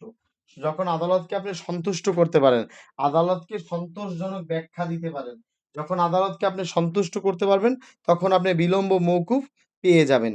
এবার বিলম্ব মওকুফ হয় না কয়টি ক্ষেত্রে? ঠিক আছে, এইটা আপনার একটু অবশ্যই জানতে হবে, বিলম্ব মওকুফ কয়টা ক্ষেত্রে হয় না। ওকে, এবার আসেন, বিলম্ব মওকুফ হয় না কয়টি ক্ষেত্রে? বিলম্ব মওকুফ হয় না, এই দেখেন, চলে না, প্রযোজ্য না, 5 ধারা প্রযোজ্য না, লিখে ফেলেন, 5 ধারা প্রযোজ্য না। ধারা 5, ধারা 5 প্রযোজ্য না কয়টি ক্ষেত্রে? লিখে ফেলেন এই কথাটা, ধারা 5 প্রযোজ্য না কয়টি ক্ষেত্রে, একটু লিখে ফেলেন, ধারা 5 প্রযোজ্য না কয়টি ক্ষেত্রে? 1 নম্বর হচ্ছে মূল মামলা, মূল মামলা, মূল মামলায় এটা কি হয় না বলেন তো? মূল মামলায় এটা 5 ধারা চলে না। এই কিন্তু বারবার আসতেছে, বারবার আসতেছে, আপনারা সকলে একটু সতর্ক হন। তারপর হচ্ছে বিশেষ আইনে চলে না, লিখে ফেলেন, বিশেষ আইনে চলে না, বিশেষ আইনে, বিশেষ আইনে ইহা চলে না, কোনোভাবেই ইহা চলবে না। তারপর আপনি আদালতকে কি করতে পারেন না বলেন তো? সন্তোষ সন্তোষ সন্তোষজনক ব্যাখ্যা দিতে পারেন নাই। সন্তোষজনক ব্যাখ্যা দিতে পারেন নাই, দিতে পারেন নাই। আদালতকে আপনি সন্তোষজনক ব্যাখ্যাও দিতে পারেন নাই। এই কয়টা ক্ষেত্রে তামাদি বিলম্ব মওকুফ হয় না। ঠিক আছে? ঠিক আছে? এই কয়টা জিনিস আপনাদের একটু বারবার জানতে হবে। এইবার আসেন সন্তোষজনক ব্যাখ্যাটা কি? এটার ইংলিশ শব্দ হচ্ছে সাফিসিয়েন্ট কজ। এটা আপনাদের একটু শিখে রাখতে হবে ইংলিশ শব্দটা যে স্যার আমি তো বাংলায় পরীক্ষা দেব। বাংলায় দিলে কি হইছে? ইংলিশের একটা টার্ম দিয়ে দিবে। সন্তোষজনক ব্যাখ্যার ইংলিশ হচ্ছে sufficient cause. Sufficient cause. Sufficient cause মানে হচ্ছে সন্তোষমূলক ব্যাখ্যা। আপনি আদালতকে অবশ্যই একটা সন্তোষমূলক ব্যাখ্যা প্রদান করবেন। এবার সন্তোষমূলক ব্যাখ্যাটা কি আমি একটু আপনাদের বুঝাইয়া দিই। আদালত আপনাকে বলল যে আচ্ছা কুমার কৃষ্ণ সাহেব আপনি কেন একটা বছর ধরে আদালতে হাজির হতে পারলেন না? এখন কুমার কৃষ্ণ সাহেব বলতেছে মাননীয় আদালত আমি তো জ্বরে ভুগতেছিলাম, আমি তো জ্বরের রোগী ছিলাম এই জন্য আসতে পারিনি। আদালত বলতেছে মজা করেন, ১ বছর থাকে তাহলে আদালতকে আপনি সন্তোষজনক ব্যাখ্যা দিতে পারেন নাই। এইবার বলল আচ্ছা বলেন কুমার কৃষ্ণ সাহেব আপনি বলেন তো আপনি কেন একটা বছর আদালতে আসতে পারলেন না? তখন বলতেছে মাননীয় আদালত আমি তো ইটালিতে ছিলাম, ইটালি সরকার ভিসাও দেয় নাই, আর আমি বছর জাহাজে কাটায় ফেলাইছি, আমি ভিসা পাইনি, আসতে পাইনি। আদালত বলছে হ্যাঁ ইয়েস এটা একটা যৌক্তিক কারণ হতে পারে, কারণ ইটালিতে তো সিভিল ওয়ার হইছে, গৃহযুদ্ধ হইছে, আপনি কিভাবে আসবেন? ঠিক আছে যান আমি মাফ করে দিলাম। এটাকে বলা হয় সন্তোষমূলক ব্যাখ্যা। আপনারা বুঝতে পারছেন কিনা একটু মেহেরবানি করে বলেন। সন্তোষমূলক ব্যাখ্যাটা বুঝতে পারছেন কিনা একটু বলেন। আদালতকে সন্তুষ্ট করতে হবে। ঠিক আছে? আদালতকে সন্তুষ্ট করতে হবে। দেখেন ভাই পরীক্ষা এগুলি বারবার আসবে, বারবার আসবে, বারবার আসবে। আর আমরা তো দেখেন নিয়মিত পড়াই বিধায় আমাদের সিলেবাস শেষ হয়ে যায়। নিয়মিত পড়াই দেখে যদি আমি বলতাম আচ্ছা আমাদের ক্লাস আজকে প্রতিদিন ৫ দিন হয়, শুক্র শনি বন্ধ থাকে, আপনাদের জীবনও দেখতেন শুক্র শনির মতো। ডেইলি ক্লাস করাইলে কিন্তু একটা বরকত হয় জানেন? ডেইলি ক্লাস করলে অনেক কিছু শেখা যায়। দেখবেন যে আপনি কিছুই জানেন না, শূন্য মাথায় আসছেন তাও দেখবেন সব পারতেছেন। কারণ আপনি ডেইলি ক্লাস করার একটা প্রতিদিন একটা কাজ করার একটা আছে। একটা আলাদা ক্ষমতা আছে, আল্লাহ প্রদত্ত একটা গুণ আছে। আচ্ছা ধারা ৬। ধারা ৬ হচ্ছে বৈধ অপারগতা। খেয়াল করেন বৈধ বৈধ অপারগতা। অপারগতা। অপারগতা। বৈধ অপারগতা কয়টি বিষয়কে বোঝায়? ৩টা বিষয়কে। ৩টা বিষয়কে বৈধ অপারগতা বোঝায়। তামাদি আইনের ধারা ৬ তে এই কথাটাই বলা আছে। ৩টা বিষয়। একটা হচ্ছে নাবালক, নাবালক। তারপরে আপনি লিখবেন উম্মাদ, উম্মাদ পাগল। আর একটা হচ্ছে হতবুদ্ধ, হতবুদ্ধ। এই ৩ শ্রেণী। নাবালক, উন্মাদ, পাগল, হতবুদ্ধ। এই ৩টা জিনিস। ঠিক আছে? ধারা ৬ চলে কয় ক্ষেত্রে? ধারা ৬ প্রযোজ্য হয়, লিখে ফেলেন। ধারা ৬ প্রযোজ্য হয় ২টি ক্ষেত্রে, লিখে ফেলেন। ২টি ক্ষেত্রে। ২টি ক্ষেত্রে এগুলো সব এমসিকিউ। কি বলবো আপনাদের? সব এমসিকিউ এগুলি। এগুলি সব এমসিকিউ। ২টি ক্ষেত্রে প্রযোজ্য, ২টি ক্ষেত্রে। একটা হচ্ছে মূল মামলা। লিখে ফেলেন মূল মামলা। মানে ফৌজদারি মামলা। মূল মামলা এবং আপনাকে অবশ্যই বাদী দিতে হবে, বাদী। ৬ ধারা প্রয়োগ করতে গেলে অবশ্যই বাদী দিতে হবে। বিবাদীর ক্ষেত্রে ৬ ধারা প্রয়োগ না, বারবার বলতেছি। ৬ ধারা প্রয়োগ হয় কার ক্ষেত্রে? বাদীর ক্ষেত্রে। বিবাদী হইলে কিন্তু হবে না। জুডিশিয়াল কিন্তু অ্যাডভোকেট পরীক্ষায় পিছনের একটা পিছলা দিয়ে বুঝছেন? বিবাদী লিখে দেবো। অর্থাৎ মাথায় রাখবেন ৬ ধারা সবসময় বাদীর ক্ষেত্রে প্রযোজ্য হয়। মাথায় রাখবেন এই কথাটা। মূল মামলায়। এবং আরেকটা হচ্ছে ডিক্রি জারি। ডিক্রি জারির দরখাস্ত। লিখে ফেলেন ডিক্রি জারির দরখাস্ত। এই ২ ক্ষেত্রে এটা চলে। এগুলি বারবার রিভিশন দিয়ে ঠোঁটের আগায় রেখে দিতে হবে। মূল মামলা এবং ডিক্রি জারির দরখাস্তে এই ৬ ধারা চলে। ঠিক আছে? এই অংশটা আপনাদের জন্য খুবই ইম্পোর্টেন্ট।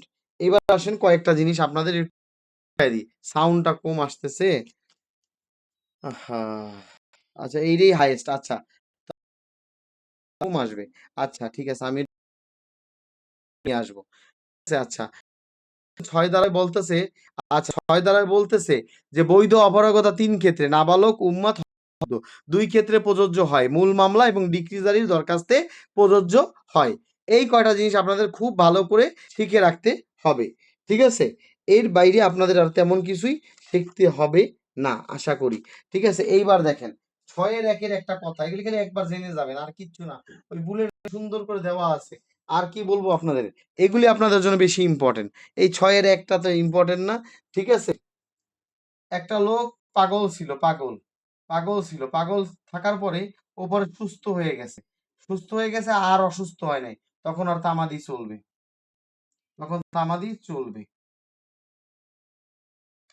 একটা লোক পাগল ছিল, পাগল থেকে সুস্থ হইছে, আর অসুস্থ হয় না, তখন তামাদি চলবে। শেষ 6-এর 1। 6-এর 2, একটা লোক পাগল ছিল পরে সুস্থ হইছে, এখন আর অসুস্থ হয় না, তখন তামাদি চলবে। আচ্ছা, 6-এর 2-তে বলতেছে একটা লোক নাবালক ছিল, ওর বয়স 18-র কম ছিল, আবার পাগলও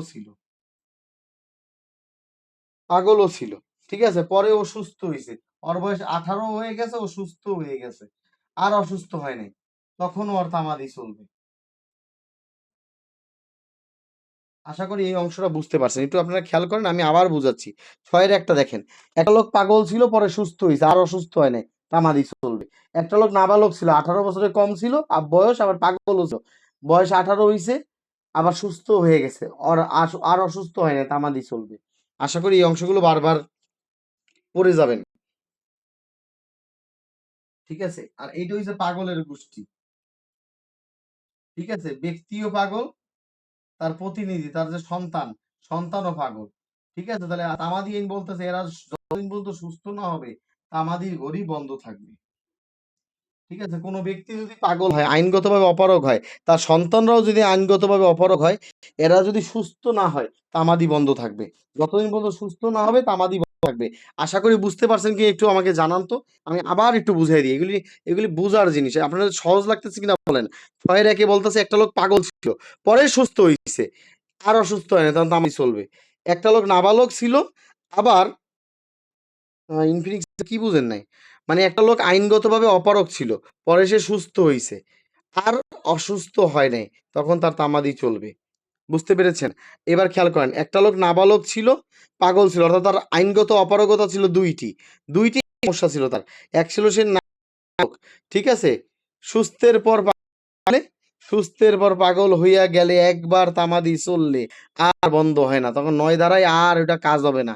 একবার আপনি সুস্থ হয়ে গেলে আবার অসুস্থ হইলে তামাদি আর বন্ধ হবে না, এটা 9 ধারায় পড়াবো। তামাদির ঘড়ি একবার চালু হইলে আর বন্ধ হয় না।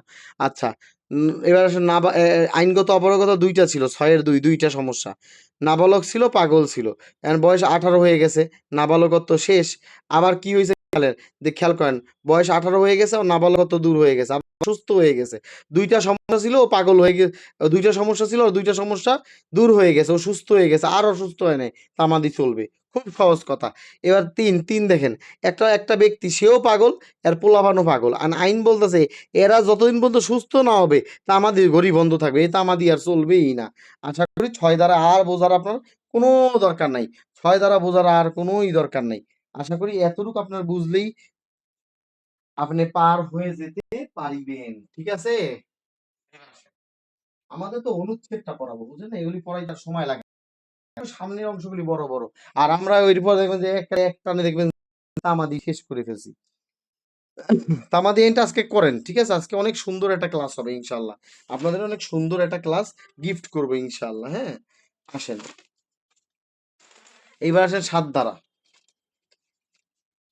7 ধারা লিখবেন, তামাদি এনের 7 ধারা, তামাদি এনের 7 ধারা। তামাদি এনের 7 ধারায় কি বলতেছে বলেন তো? তামাদি আইনের 7 ধারায় আপনাকে বলতেছে, তামাদি আইনের 7 ধারায় বলতেছে, 7 ধারায় বলতেছে, সাতের 2 ধরনের অবস্থা বুঝাইছে, 2টি প্রকৃতি বুঝাইছে, 2টি প্রকৃতি, 2টি প্রকৃতি, 2 ধরনের অবস্থা বুঝাইছে, 2টি প্রকৃতি, 2টি প্রকৃতি। একটা হচ্ছে বাদীর সবাই পাগল, বাদীপক্ষ, বাদীপক্ষ সবাই অসুস্থ, মানে সবাই অপারক, আইনগতভাবে অপারক মানে সব পাগল, আইনগতভাবে অপারক, তখন তামাদি বন্ধ থাকবে। শেষ কথা, আর কোনো কথা নেই। মানে বাদীপক্ষ 3 জন, তিনোটাই পাগল। বাদীপক্ষ 3 জনে, একটার বয়স 18 কম, ঠিক আছে? আপনারা মোবাইলের মডেল পরিবর্তন করে নিজ নিজ নাম লিখে বাচ্চা, ঠিক আছে? আচ্ছা ঠিক আছে, আপনি চিন্তা করেন না, এরা এরা পরিবর্তন হবে না, থাক। আচ্ছা, সামনের ধারার সাথে বলছে দুই ধরনের প্রকৃতি, বাদী পক্ষ সব পাগল, তিনজন বাদী, একজন পাগল, একজন হতবুদ্ধ, ঠিক আছে, আরেকটা হয়েছে 18-র নিচে বয়স, মানে তিনোটারই সমস্যা। থাক, বন্ধ, এই আর চলবে না, এ শেষ। একটা পক্ষ সব, সব কয়টা পাগল, সব কয়টা 18-র নিচে বয়স, মানে সব কয়টার আইনগত অপারগতা আছে, তা আমাদের ঘড়ি বন্ধ, যে এ ঘড়ি আর চলবে না। ঠিক আছে, কিন্তু মজার ব্যাপারটা হচ্ছে এই জিনিসটা, বাদী পক্ষের মধ্যে, বাদী পক্ষের মধ্যে, বাদী পক্ষের মধ্যে খেয়াল করেন, বাদী পক্ষের মধ্যে একজন পাগল, একজন বা একাধিক পাগল, একাধিক অপারগ, তবে সুস্থ মানুষ আছে, সুস্থ মানুষ আছে, সুস্থ মানুষ, আমি কিন্তু নিজের মতো বুঝাই যাই, সুস্থ মানুষ আছে। ধরেন একটা বাদী পক্ষ তিনজন, তিনজন বাদী, খেয়াল করেন, তিনজন, একটা মামলায় তিনজন বাদী, খেয়াল করেন, একটা মামলায় তিনজন বাদী, তিনজন বাদীর মধ্যে এই বেটাটা পাগল, এই বেটাটা ধরেন কি নাবালক, কিন্তু এ সুস্থ, এই একটা লোক সুস্থ। একটা মামলায় দুইজন অসুস্থ কিন্তু একটা লোক সুস্থ, বা একটা মামলায় দুইজন সুস্থ একজন অসুস্থ, মানে কমপক্ষে একজন যদি সুস্থ থাকে, কোনো বাদী পক্ষের মধ্যে যদি একজন যদি সুস্থ থাকে, সুস্থ থাকে, যদি, যদি এমন মামলা হয় যেখানে, যেখানে আহ, অপারগ ব্যক্তির, অপারগ মানে এই নাবালক পাগল অপারগের, অপারগ ব্যক্তির সম্মতি দরকার নাই, অনুমতি লাগবে না, অনুমতি লাগবে না, সেক্ষেত্রে তামাদি চলবে, সেক্ষেত্রে তামাদি চলবে। আর যদি অনুমতি, সম্মতি, অনুমতি না লাগে আর কি, অনুমতি না লাগে, তখন তামাদি চলবে। আর অনুমতি লাগলে, সম্মতি লাগলে, সম্মতি লাগলে তামাদি চলবে না, তামাদি চলবে না, শেষ কথা। এবার আসেন, আপনাদের একটু গল্পের মাধ্যমে বুঝাইতে হবে, নাহলে এরা আর মাথায় ঢুকবে না আপনাদের। ঠিক আছে, আসেন গল্পটা এবার কাছাকাছি এসে সুন্দর করে পড়াই। সাত ধারায় বলতেছে দুইটা বিষয়, বাদী পক্ষের মধ্যে আর গোষ্ঠী সব পাগল, সব কয়টার মাথায় সমস্যা, সব কয়টার বয়স অল্প, মানে সব কয়টার আইনগত সমস্যা আছে। কয় ভাই তামাদিই বন্ধ, অগলাগার কোনো কথাই নেই, তামাদি বাদ। এইবার আসেন, যে বাদী পক্ষের মধ্যে সবাই পাগল না, ধরেন তিনজনের মধ্যে একজন পাগল, দুইজন ভালো, অথবা তিনজনের মধ্যে দুইজন পাগল, একজন ভালো, অর্থাৎ একজন কমপক্ষে সুস্থ আছে। তাহলে আদালত দেখবে যে সুস্থ ব্যক্তিটা, সুস্থ ব্যক্তিটা যদি মামলাটা সুন্দরভাবে চালাইতে পারে, এই এদের সম্মতির দরকার নাই, তখন চলবে। কিন্তু সুস্থ ব্যক্তিরা যদি সম্মতি মানে এমন একটা ব্যাপার হলো যে সুস্থ ব্যক্তি একা মামলা দিতে পারবে না, এদের সম্মতি অনুমতি নেওয়া বাধ্যতামূলক, তখন তামাদি চলবে না। এবার স্যার এই উদাহরণটা একটু বুঝান তো, একটা উদাহরণ দেন তো, তাহলে আমি বুঝাই, আপনি তো আইনের ভাষায় বুঝলেন, আমি তো মাথায় ঢুকলো না। আসেন একটা সামান্য উদাহরণ দিই। ধরেন তিন বন্ধু, ওই ওরা তিন বন্ধু, দুই বন্ধু, একটা হচ্ছে পাগল আর একটা হচ্ছে 18 বছর নিচে বয়স, মানে দুইজনই আইনগত অপারগ, কিন্তু একজন হচ্ছে সুস্থ, সুস্থ। এখন মামলাটা ছিল 50,000 টাকার মামলা। তখন ওই সুস্থ ব্যক্তি কইলো, ভাই আমি ওই পাগল আর নাবালকের পক্ষ থেকে আমি 50,000 টাকা দিয়ে দিলাম, অর্থাৎ এই 50,000 টাকা দিতে এই পাগল আর নাবালকের সম্মতির দরকার পড়ে নাই, তখন তামাদি আইন চলবে। এবার আসেন কখন তামাদি আইন চলবে না। ধরেন তিন বন্ধু, এখন একটা জমি সংক্রান্ত ব্যাপার, যে ওই পাগলের বাপের জমি আর হইছে বয়স যার 18 হ্যাঁ দাদার জমি, জমি সংক্রান্ত ব্যাপার। এখানে পাগল হোক আর নাবালক হোক, জমি সংক্রান্ত ব্যাপার, আদালতের কাছে অনুমতি, ওদের কাছ থেকে অনুমতি নেওয়া বাধ্যতামূলক। কারণ ওরা যেদিন সুস্থ হয়ে যাবে, সেদিন এরা বলবে যে আমরা পাগল ছিলাম, আমাদের ভুল বুঝাইয়া এটি খাইয়া ফালাইছে। কথা কি বুঝতে পারছেন? এদের অনুমতি যখন নেওয়া বাধ্যতামূলক হবে, তখন তামাদি আর চলবে না। যখন এদের অনুমতি নেওয়াটা লাগবে না, তখন তামাদি চলবে। আপনারা এতটুকু বুঝছেন কিনা বলেন? এইটা হচ্ছে আইনি পেশ। এগুলি বারবার পরীক্ষায় আসে। যখন ওই ব্যক্তির 50,000 টাকা সংক্রান্ত মামলা, তো সুস্থ ব্যক্তি গুলো ওই পাগল ছাগলের কথা বাদ দেন, আমি 50,000 টাকা দিয়ে ঝামেলা শেষ করি। অর্থাৎ পাগল ছাগলকে অনুমতি দরকার নাই, তখন তামাদি চলবে। কিন্তু পাগল ছাগলের জমি সংক্রান্ত মামলা, এই পাগল ছাগলের জমি সংক্রান্ত মামলা, পাগল ছাগল আজকে, কালকে যদি এরা সুস্থ হয়ে যায়, তখন কিন্তু এরা ওরে ধরবে যে তোরে এত ভালো হইতে কইছে কেডা? আমরা পাগল ছিলাম, জমি পড়ে থাকতো, তুই এত চালাকি করতে গেলি কে? অর্থাৎ যখন এই পাগল ছাগলদের অনুমতি লাগবে, তখন তামাদি চলবে না। আশা করি এটা বুঝতে পারছেন। কে বুঝেন নাই আমাকে একটু মন খুলে বলেন, যে স্যার আমি একটু বুঝি নাই। কে বুঝেন না? এটা কিন্তু বারবার পরীক্ষা আসতেছে। সাত ধারাটা কিন্তু আপনারা বুঝতেই আছেন না। ওই ওই পাগল ছাগলদের অনুমতি না লাগলে তামাদি চলবে, অনুমতি লাগলেই আর তামাদি চলবে না। কোন ক্ষেত্রে? জমি জমার ক্ষেত্রে হইতে পারে, অন্য ক্ষেত্রে হইতে পারে। বুঝতে পারছেন কি বলছি? এই সকল ব্যাপারটা খুব ভালো করে আপনাদের জানতে হবে। হ্যাঁ, এইবার আসেন ৮ ধারা। আপনারা বুঝছেন কিনা একটু ইয়েস নো লেখেন, যে বুঝছি স্যার, বুঝি নাই স্যার। ঠিক আছে, যেমন জমিটা হচ্ছে পাগল ছাগলের বাপের জমি, তাহলে ও যদি আজকে পাগল আছে, ও যদি সুস্থ হয়ে যাবো, আয়া যখন দেখবে যে আল্লাহ এই জমি তো বিক্রি হয়ে গেছে, ও তখন কিন্তু ঠিকই ধরবে যে এই জমিটা আমার সমস্যা আছে, ও বিক্রি করলো কেন, আমি এর ক্ষতিপূরণ, আমার অনুমতি নেওয়া যখন বাধ্যতামূলক হবে, তখন কিন্তু ভাই আর তামাদি চলবে না। আপনারা বুঝছেন কিনা আমি একটু আমাকে জানান, ইয়েস অর নো, বুঝছেন কিনা, ইয়েস অর নো?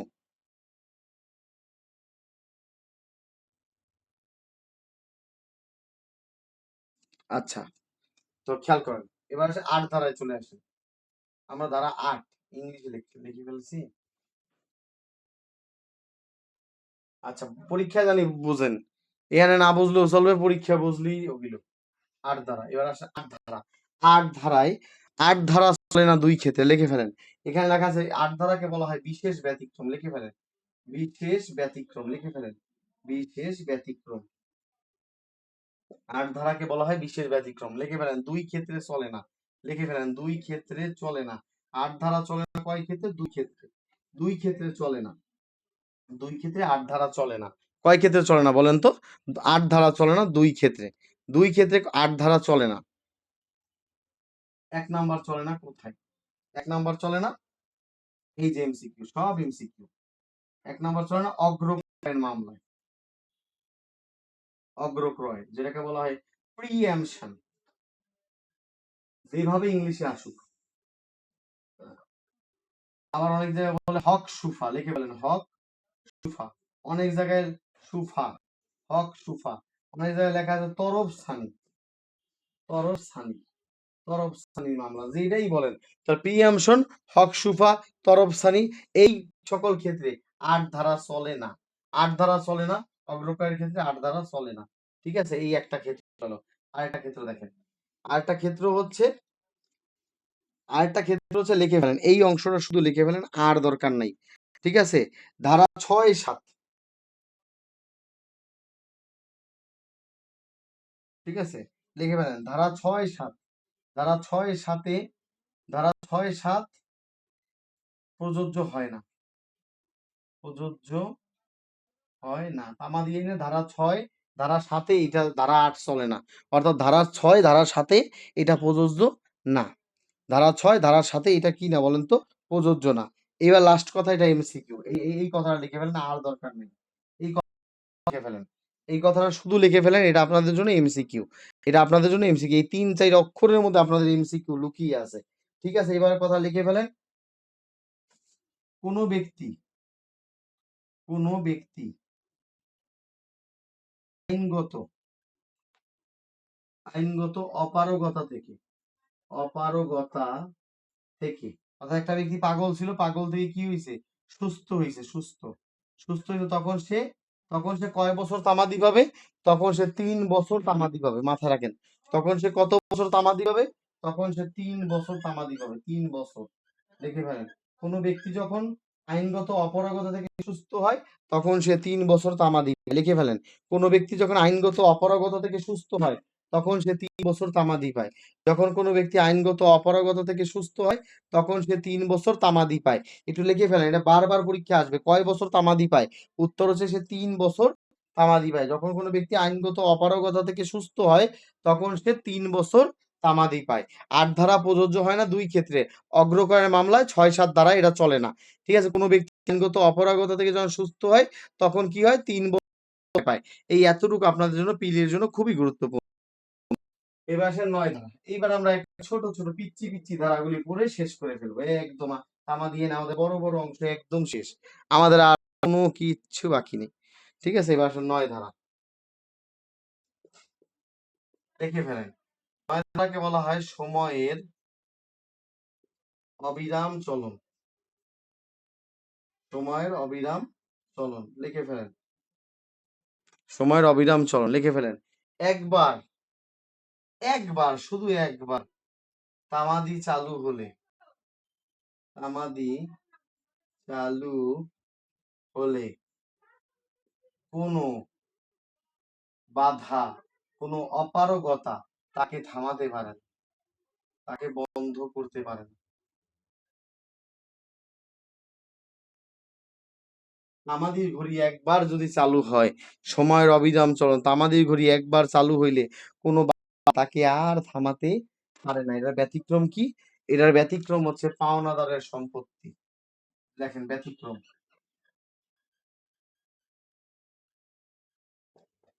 ব্যতিক্রম হচ্ছে পাওনাদারের সম্পত্তি।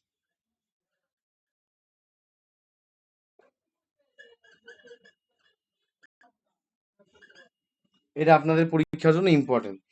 ৯ ধারায় বলা আছে সময়ের অবিরাম চলন, একবার তামাদির চালু হলে কোনো বাধা তাকে থামাতে পারে না। এর ব্যতিক্রম কি? এর ব্যতিক্রম হলো হচ্ছে পাওনাদারের সম্পত্তি। আশা করি এটা আপনারা বুঝতে পেরেছেন। ৯ ধারা, ১০ ধারা আপনাদের পড়িয়ে দিয়েছি। ১০ ধারা পড়িয়ে দিয়েছি আপনাদের। নাকি ১০ ধারা পড়াইছি, ১১ পড়াইছি, ১০ ধারা পড়াইছি। ১০ ধারা পড়ানো শেষ। ১০ আমরা ট্রাস্টি দিয়ে পড়াইলাম যে কোন ব্যক্তি ট্রাস্টি না। ১০ পড়ানো শেষ। ট্রাস্টির বিরুদ্ধে যে কোনো সময় মামলা করা যায়। এইবার আসেন ১১ ধারা, ধারা ১১ লিখে ফেলেন। ধারা ১১,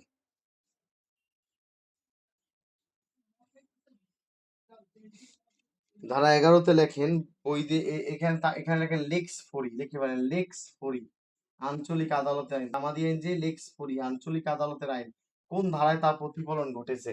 উত্তর হচ্ছে ধারা ১১তে লেক্স ফরির প্রতিফলন ঘটেছে। তামাদি আইন হচ্ছে আঞ্চলিক আদালতের আইন।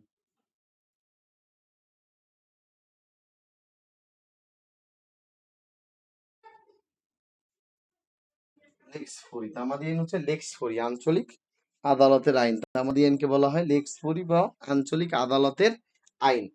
এখানে লেখা আছে কোন চুক্তি যখন বিদেশে হয়, বিদেশে বিদেশে কোনো চুক্তি হলে লেখা হয়, বিদেশে কোনো চুক্তি হলে, বিদেশে কোনো চুক্তি হলে লিখে ফেলেন। বিদেশে যদি কোনো চুক্তি হয়, বিদেশে যখন কোনো চুক্তি হয়, বিদেশে যখন অর্থ সংক্রান্ত চুক্তি হয়, অর্থ সংক্রান্ত সংক্রান্ত চুক্তি হয়, বিদেশে যখন অর্থ সংক্রান্ত চুক্তি হয়, বিদেশে যখন কোনো অর্থ সংক্রান্ত চুক্তি হয়, লিখে ফেলেন এই কথাটা। বিদেশে যখন কোনো অর্থ সংক্রান্ত চুক্তি হয় কিন্তু মামলা বাংলাদেশে হয়, মামলা হয় বাংলাদেশে, মামলা হয় বাংলাদেশে,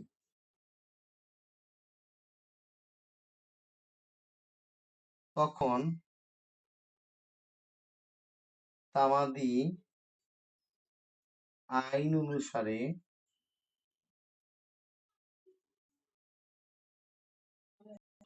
সময়ের গণনা চলবে। এই কথাটা শুনছেন? এই কথাটা সুন্দর করে সবাই লিখে ফেলেন। ১১ ধারায় বলা আছে তামাদি আইনকে বলা হয় লেক্স ফরি, আঞ্চলিক আদালতের আইন। তামাদি আইনকে বলা হয় লেক্স ফরি বা আঞ্চলিক আদালতের আইন। বিদেশে কোনো অর্থ সংক্রান্ত চুক্তি হলে মামলা যদি মানে অর্থ সংক্রান্ত যে চুক্তিটা মানি কন্ট্রাক্ট হয়েছে বিদেশে, মামলা করছে বাংলাদেশে, তখন বাংলাদেশের তামাদি আইন অনুসারে সময়ের গণনা চলবে। এজন্য ধারা ১১কে বলা হয় লেক্স ফরি, আঞ্চলিক আদালতের আইন। আপনারা একটু থাকেন, আমি একটু পানি খেয়ে আসি।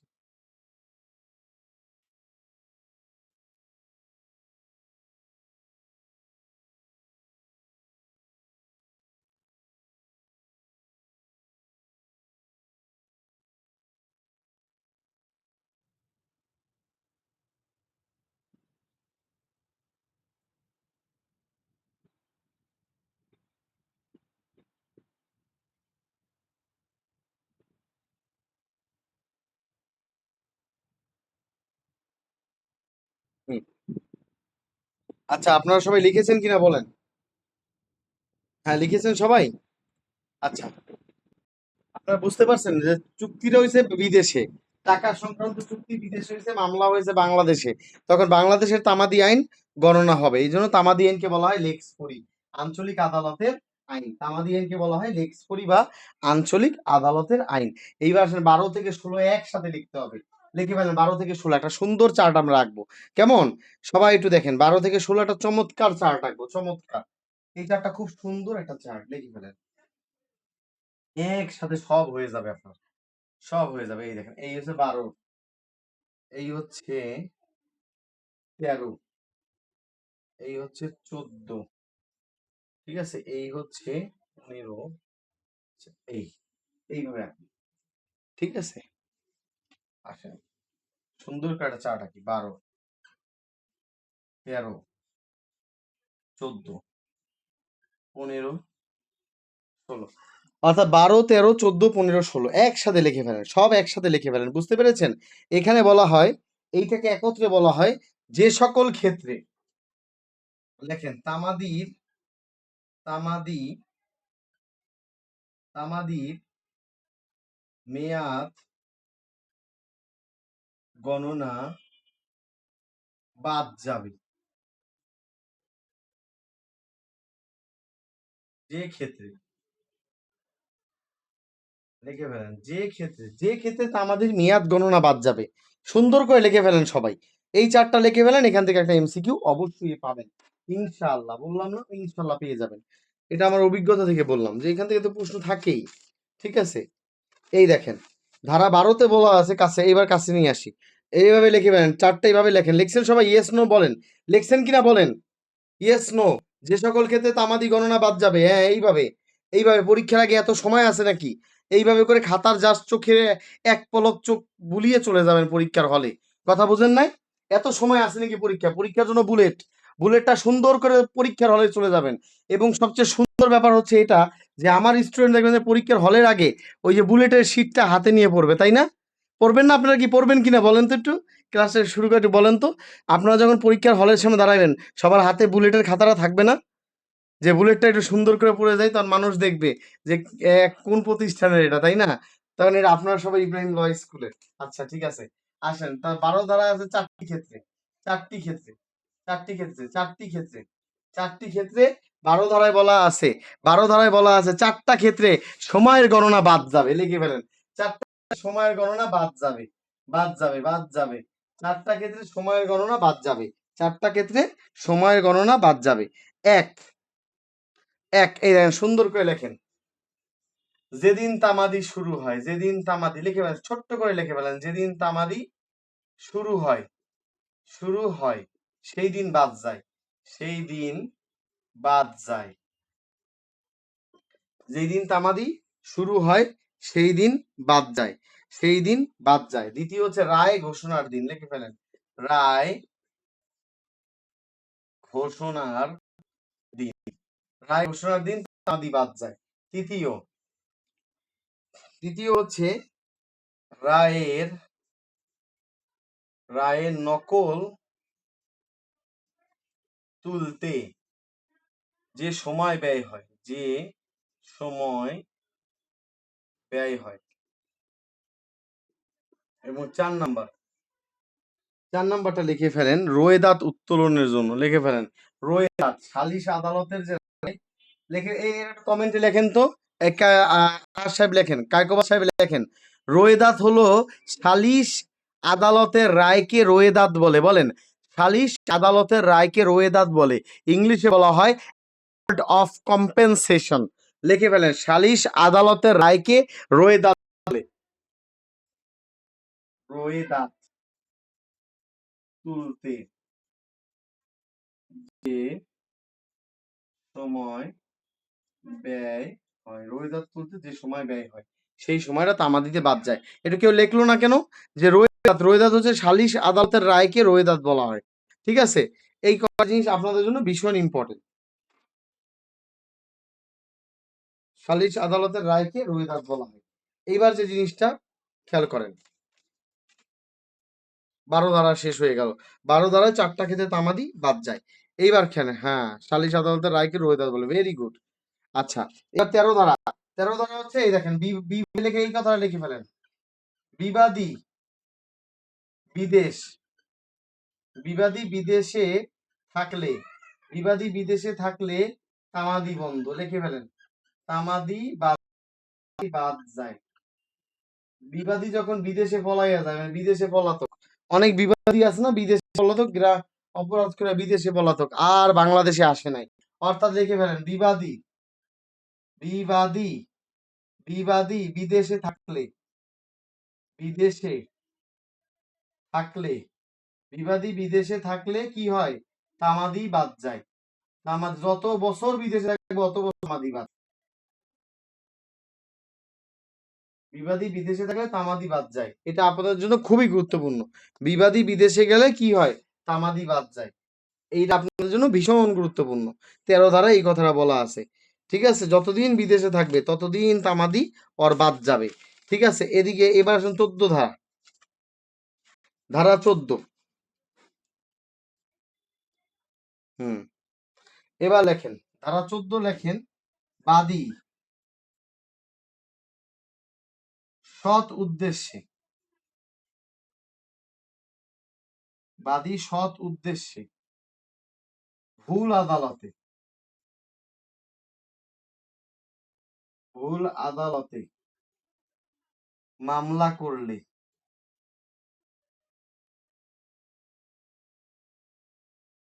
তামাদি বাদ যায়।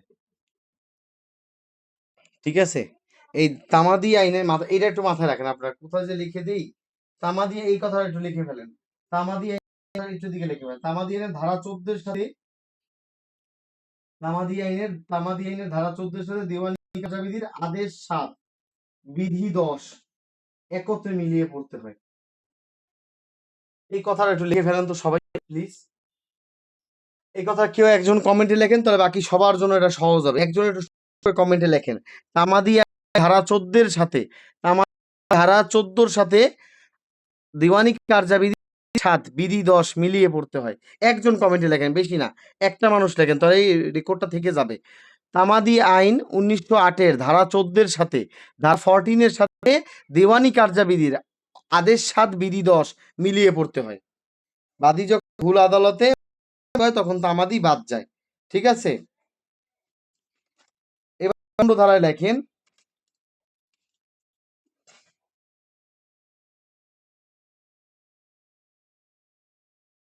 অন্য ধারা এই কথাটা লিখে ফেলেন, নিষেধাজ্ঞা, নিষেধাজ্ঞা বা নোটিশ বা কোনো কার্যধারায়, কোনো কার্যধারায়, কোনো কার্যধারায় তামাদি বাদ যায়। অর্থাৎ, অর্থাৎ আমি কি বুঝাইলাম বলেন তো? অর্থাৎ আদালত একটা নিষেধাজ্ঞা দিয়েছে যে যাইও না, তো যে কয়দিন আদালত যাই করছে, এই তো তামাদি এনে ধারা 14 এর সাথে দিওয়ানি কারাবিধি, না না ভুল লিখছেন আপনি, ভুল লিখছেন। দেওয়ানি তামাদি আইন 1908 এর ধারা 14 এর সাথে দেওয়ানি কার্যাবিধির আদেশ 7 বিধি 10 মিলিয়ে পড়তে হয়। এটা আমি আবার লেখাই দিব, মানে সমস্যা নেই। এটা একটু মুছ আগে একটু এটা শেষ করে নি। 15 ধারায় বলা আছে আদালত একটা নিষেধাজ্ঞা দিয়েছে যে এই ওইখানে তুমি 45 দিন যাবা না, তাহলে এই 45 দিন তামাদি বাদ যাবে। বিবাদী পক্ষ একটা নোটিশ দিতে যে আমি কালকে হাজির হইতে পারবো না, কারণ আমার এই সমস্যা, 3 দিন পরে হাজির হব। অর্থাৎ কেউ নোটিশ দিলে তামাদি বাদ যায়, ওই 3 দিন গণনা হবে না। আদালত কোনো কার্যধারায় বলল যে তুমি আপাতত এই কাজটা করো না, এটা আপাতত থামায় রাখো, ওই যে কয়দিন আদালত থামায় রাখবে ওই কয়দিন তামাদি বাদ যাবে। আশা করি যে কয়দিন,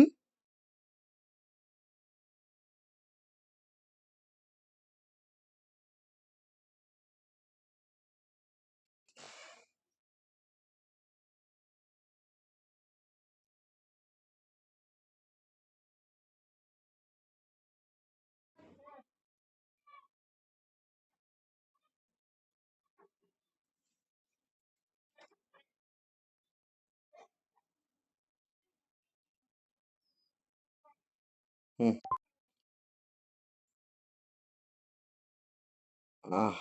আসসালামু আলাইকুম।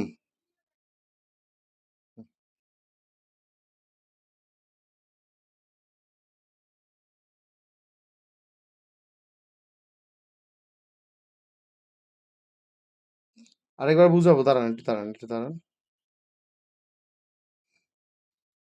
আচ্ছা, এবার শুনতে পাচ্ছেন কিনা একটু জানান, এবার শুনতে পাচ্ছেন কিনা একটু অবশ্যই জানান। ঠিক আছে, আচ্ছা, ঠিক আছে, ঠিক আছে। আসলে এগুলি কেন যে হচ্ছে, আমি আসলে এটা এক্সপার্ট দেখাইতে হবে। আমি একটু সময় পাচ্ছি না, তো এই বুলেটটার পিছনে দৌড়াইতেছি, এই জন্য একটু সরি আসলে। হ্যাঁ, আমি একটু শেষ করতে পারলে আমি বেঁচে যাই, বুঝছেন? আর বেশি দিন নাই তো, আর 4টা দিন আছে, একটু অনেক কিছু তো করতে পারতেছি না। ধারা 15 বলতেছে নিষেধাজ্ঞা, আদালত বলছে একটা কাজ করা যাবে না, এই কাজটা করা যাবে না। ঠিক আছে, আদালত বলতেছে না এটা নেটওয়ার্ক ইস্যু আছে। আদালত বলতেছে এই কাজটা করা যাবে না, নিষেধাজ্ঞা জারি করছে, তখন তামাদি বাদ যাবে। আদালত বলছে নোটিশ জারি করা যাবে না, তখন তামাদি বাদ যাবে। আদালত বলছে কোনো নিলামের কার্যধারা যে তুমি এই কাজটা করো না, আদালত তাকে থামায় রাখছে যে তুমি এই কাজটা করো না।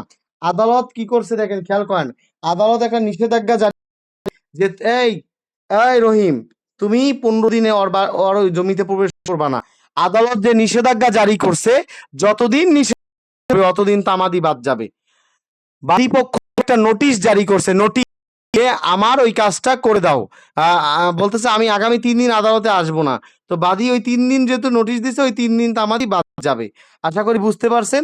এবং নিলামের কোনো কার্যধারা বা কোনো আদালত কোনো কাজ করছে যে আচ্ছা ঠিক আছে এই মামলাটা পর্যন্ত একটু থামায় রাখেন, পরে দেখা গেল এই যে দিন যে আদালত একটু বন্ধ করে রাখছে, এই 15 দিন তামাদি থেকে বাদ যাবে। অর্থাৎ ধারা 15-তে বলছে নিষেধাজ্ঞা, নোটিশ বা কোনো কার্যধারায় তামাদি বাদ যায়।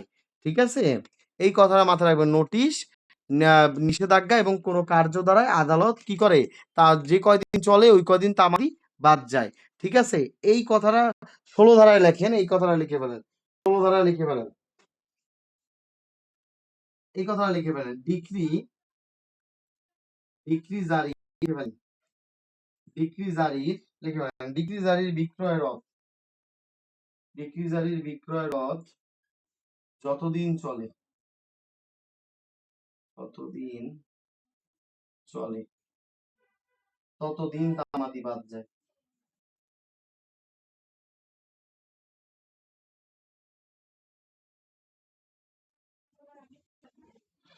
আপনারা এই অংশটা একটু ভালো করে খেয়াল করেন। এখানে আমি কি বুঝাইতে চাইছি একটু ভালো করে খেয়াল করেন। এখানে বুঝাইতে চাইছি এই ওনাদের কারণেও অনেক সমস্যা হয়। ভিডিওটি চালু রাখে, পরে নেট সমস্যার দোষ দেয় আমার। ডিক্রি জারির বিক্রয় রদ যতদিন চলবে ততদিন তামাদি বাদ যাবে। ডিক্রি জারির বিক্রয় রদ, এই কথাটা মাথায় রাখবেন। ডিক্রি জারির বিক্রয় রদ যতদিন চলবে ততদিন তামাদি বাদ যাবে। ডিক্রি জারির বিক্রয় রদ যতদিন চলবে ততদিন তামাদি বাদ যাবে। তাহলে আমি 12 ধারায় একটু শুরু করি, 12 থেকে আবার একটু পড়াই আপনাদের। 12 ধারায় বলা আছে ক্ষেত্রে তামাদি বাদ যায়, যেদিন তামাদি শুরু হয় সেদিন বাদ যায়। রায় ঘোষণা বাদ যায়, নকল তুলতে ব্যয়িত সময়, নকল তুলতে যতদিন সময় লাগে বাদ যায়, এবং রোয়েদাদ তুলতে যতদিন সময় যায় ততদিন বাদ যায়। 13 ধারায় বলতেছে বিবাদী যতদিন বিদেশ থাকবে তামাদি গণনা বাদ যাবে।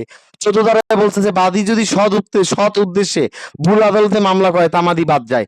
তারপর হচ্ছে 15-তে বলতেছে নিষেধাজ্ঞা, নোটিশ এবং কার্যধারা যতদিন চলে ততদিন তামাদি বাদ যায়। 16 ধারায় বলতেছে ডিক্রি জারির বিক্রয় রদ, অর্থাৎ নিলাম চলবে যতদিন, নিলাম চলবে যতদিন তামাদি বাদ যাবে ততদিন। এইভাবে করে শিখতে হবে। চলবে যতদিন তামাদি বাদ যাবে ততদিন। আশা করি আপনাদের আর কোনো সমস্যা রইল না। ঠিক আছে, আপনাদের এই অংশটা থেকে অবশ্যই একটা এমসিকিউ আপনারা অবশ্যই পাবেন। ঠিক আছে, এবার আসেন একত্রে শিখতে হবে। 16, 17, 18, 19, 20 এই কটা জিনিস একত্রে শিখতে হবে।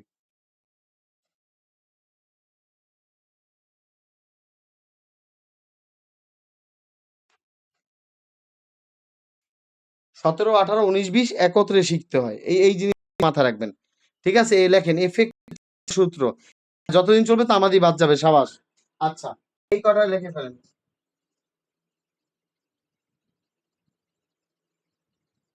লিখে ফেলেন। প্রভাবের 4 সূত্র লিখে ফেলেন, প্রভাবের 4টি সূত্র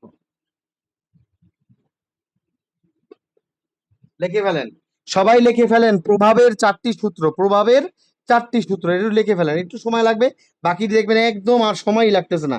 তামা দিয়ে এত সুন্দর করে শিখাবো। প্রভাবের 4টি সূত্র, এই লিখে ফেলেন 17, এই লেখেন 18, এই লেখেন 19, এই লেখেন 20। প্রভাবের 4টি সূত্র, প্রভাবের 4টি সূত্র। প্রভাবের কয়টি সূত্র? প্রভাবের হচ্ছে 4টি সূত্র। প্রভাবের 4টি সূত্র। এক, মৃত্যু, মৃত্যু জনিত প্রভাব, পরীক্ষা আসবে। আরেকটা হচ্ছে প্রতারণার প্রভাব,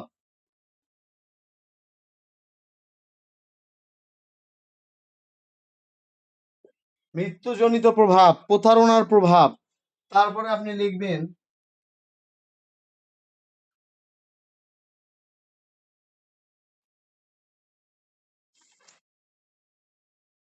লিখিত প্রাপ্তি স্বীকারের ফলাফল।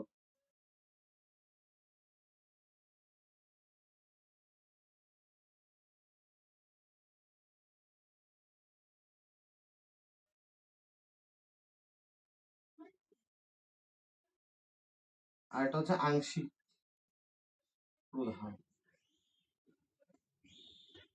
এটা হচ্ছে ধারাগত জিনিস, পরীক্ষা এভাবে আসবে যে এফেক্ট অফ ফ্রড, প্রতারণার প্রভাব কত ধারায় বলা আছে 18-তে।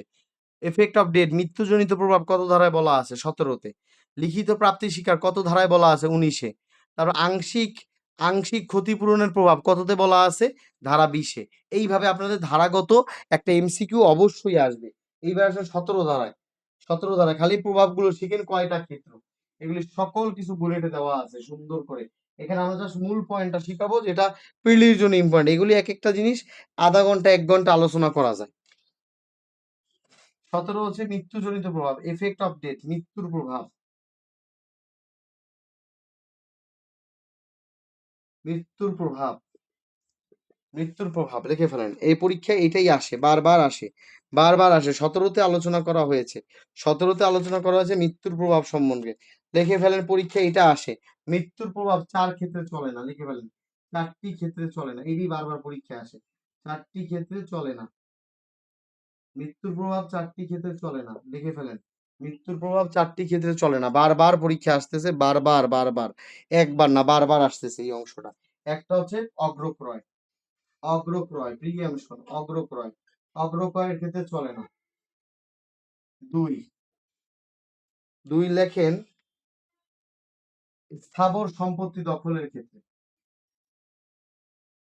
স্থাবর সম্পদ দখলের ক্ষেত্রে চলে না 17 ধারা। 3 নম্বর হচ্ছে আপিলের চলে না, আপিল, এই অংশটা খুবই ইম্পর্টেন্ট, বারবার আসে। আপিলের 17 ধারা চলে না। এবং 4 নম্বরে কি লিখবেন আপনি, 4 নম্বরে আপনার শেষ লেখাটা লিখবেন বংশগত মামলার ক্ষেত্রে।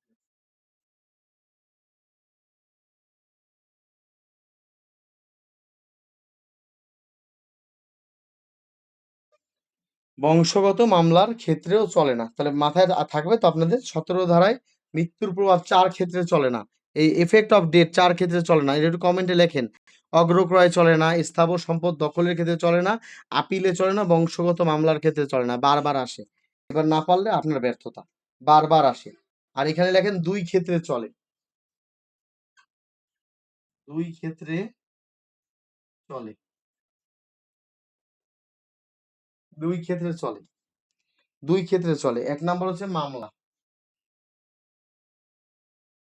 মামলায় চলে।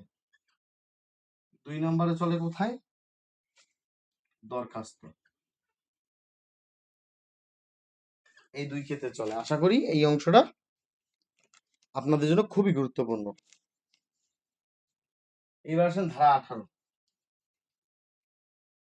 এই অংশগুলি বারবার পরীক্ষা আসে আপনাদের পিলির জন্য। আর রিটেনে গেলে এই অংশ তো বিস্তারিত হয়ে পড়াই, এক একটা অংশ 1.5 ঘন্টা আলোচনা করে এটার বেসিকটারে সুন্দর করে খুঁটিয়ে খুঁটিয়ে বের করতে হবে লিখিত সময়।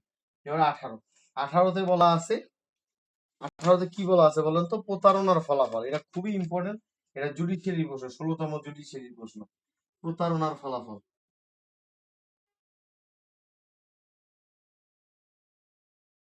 প্রতারণার ফলাফল লিখে ফেলেন। প্রতারণার ফলাফল, প্রতারণার ফলাফল 2 ক্ষেত্রে চলে, 2 ক্ষেত্রে, 2 ক্ষেত্রে চলে। প্রতারণার ফলাফল 2 ক্ষেত্রে চলে। 1 নম্বরে চলে কোথায়, লিখে ফেলেন। প্রতারণার ফলাফল 2 ক্ষেত্রে চলে, 2 ক্ষেত্রে চলে, 2 ক্ষেত্রে চলে। 1 নম্বর চলে মামলা, মামলায় চলে। আর একটা চলে দরখাস্তে, মামলায় চলে এবং আরেকটা চলে দরখাস্তে। আশা করি এই অংশটা বুঝতে পেরেছেন। মামলায় চলে এবং আরেকটা চলে কোথায়, দরখাস্তে। প্রতারণা হইতে গেলে 3টি কাজ করা লাগে, মাথায় রাখবেন এই অংশটা। প্রতারণা হইতে গেলে আপনাকে 3টি কাজ করতে হবে, 3টি কাজ করতে হবে। 3টি কাজ করলে এটা প্রতারণা হিসেবে গণ্য হয়, লিখে ফেলেন। 3টি কাজ করলে প্রতারণা হিসেবে গণ্য হয়। 1, মামলার অধিকার গোপন, মামলার অধিকার গোপন। 2 নম্বর, সত্যের অধিকার লুকানো।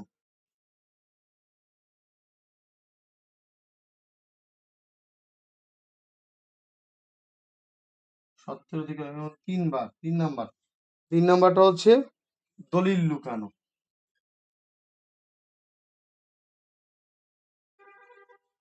কমপক্ষে যদি একটা কাজ করা হয়, কমপক্ষে যদি একটা কাজ করা হয় তাহলে সেটা গণ্য হবে। তাহলে 18 ধারা চলে দুই ক্ষেত্রে, মামলা ও দরখাস্তে, এবং 3টি কাজ প্রতারণা হইতে গেলে অবশ্যই 3টে কাজ করতে হয়। মামলার অধিকার গোপন করতে হয়, সত্যের অধিকার লুকাইতে হয় এবং দলিল লুকাইতে হয়। এই যে কোনো কাজ করলে এটা প্রতারণা হিসেবে গণ্য হবে। এই অংশগুলি বারবার পিলিতে আসতেছে, বারবার।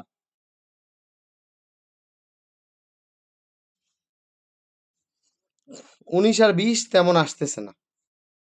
19 আর 20, ধারা 19 আর ধারা 20 তেমন আসতেছে না। এখানে হচ্ছে লিখিতভাবে, লিখে ফেলেন, লিখিতভাবে প্রাপ্তি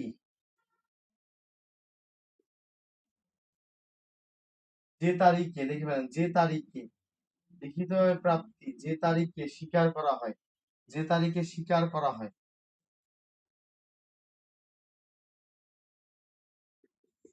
সেদিন থেকে নতুন তামাদি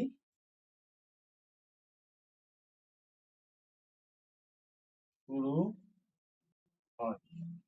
মাথায় রাখবেন এই কথাটা। লিখিতভাবে আমি বলে দিছি যে আমি 25 তারিখ থেকে আপনাকে আপনাদের পেনাল কোড করাবো। তো 25 তারিখ যে বলছি, এখন 25 তারিখে আমি যে তারিখটা দিছি লিখিতভাবে লিখে দিছি, সেদিন থেকে আপনার পেনাল কোডের ক্লাস চালু হবে। অর্থাৎ লিখিতভাবে আমি বলছি যে আমি আপনাকে কালকে টাকা দিব, তো লিখিতভাবে যে আপনারা বললেন, তো তামাদি কালকে থেকেই শুরু হবে। আবার কালকে আসলো ভাঙলেন, আপনি বললেন যে না কালকে দিতে পারবো না, আমি 30 তারিখে দিব। তো 30 তারিখ যে দিলে আমার 30 তারিখে নতুন তামাদি শুরু হবে। অর্থাৎ লিখিতভাবে প্রাপ্ত যে কোনো তারিখ তারিখ লিখে দিলে যেদিন তারিখ হিসেবে স্বীকার করবেন সেদিন থেকে নতুন তামাদি যুক্ত হবে। আশা করি বুঝতে পারছেন। নতুন লিখিতভাবে প্রাপ্তি যেই তারিখ থেকে স্বীকার করা হয় সেদিন থেকে নতুন তামাদি যোগ করা হয়। আর এই কথা লিখে ফেলেন, আংশিক প্রদান, পার্শিয়াল পেমেন্ট।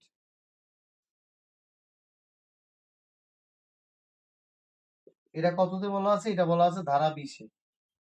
ধারা 20-এ, ধারা 20-এ এখানে একটাই কথা, আংশিক প্রদান, এই কথাটা শুধু লিখে দিতে হবে এই সামনে। এই যে এই কথাটা শুধু সামনে লিখতে হবে, আংশিক প্রদান, আংশিক প্রদান করে। এই 20 দ্বারা শুধু একটা কথা লাগে, এই 19 দ্বারা 20 দ্বারা মধ্যে পার্থক্য, 20 দ্বারা শুধু এই কথাটা লিখতে হয়, আংশিক প্রদান, আংশিক প্রদান করে লিখিতভাবে প্রাপ্তি যে তারিখে স্বীকার করা হয় সেদিন থেকে নতুন তামাদি শুরু হয়। 1 লাখ, আমি আপনার কাছ থেকে 10 টাকা পাই, 10 টাকা পাই, আপনি আমার 3 টাকা দিয়ে বললেন কি ভাই 3 টাকা তুমি আংশিক রাখো, আমি তোমারে বললাম সামনের মাসের 10 তারিখে তোমাকে বাকি 60 টাকা দিয়ে দিব। অর্থাৎ আংশিক প্রদান করার পরে লিখিত যে তারিখ দিছি আমি, সেদিন থেকে নতুন তামাদি শুরু হবে। আশা করি 19 আর 20 এতটুকু। শুধু আপনি মাথায় রাখেন, আংশিক শব্দটা দেখলে কত ধারা হবে, আংশিক শব্দটা দেখলেই 20 দ্বারা হবে। এটা মাথায় রাখবেন, আংশিক শব্দটা দেখলে কত দ্বারা হবে, আংশিক শব্দটা দেখলেই 20 দ্বারা হবে। আশা করি এই অংশটা আপনারা খুব সুন্দর করে বুঝতে পারছেন, আশা করি বুঝতে পারছেন। এবার আসেন 21 ধারা। এগুলি সব এক লাইনে পড়তে হয়, এগুলি সব এক লাইনে পড়তে হয়, এগুলি এক লাইনে পড়তে হয়। একটা টেবিল আঁকেন, সুন্দর করে একটা টেবিল আঁকেন।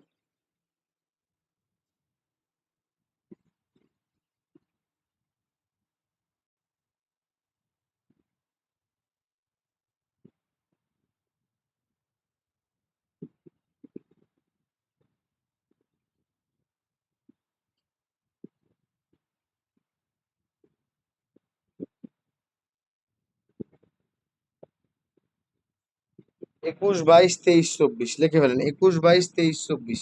এবার আসেন ধারা 21।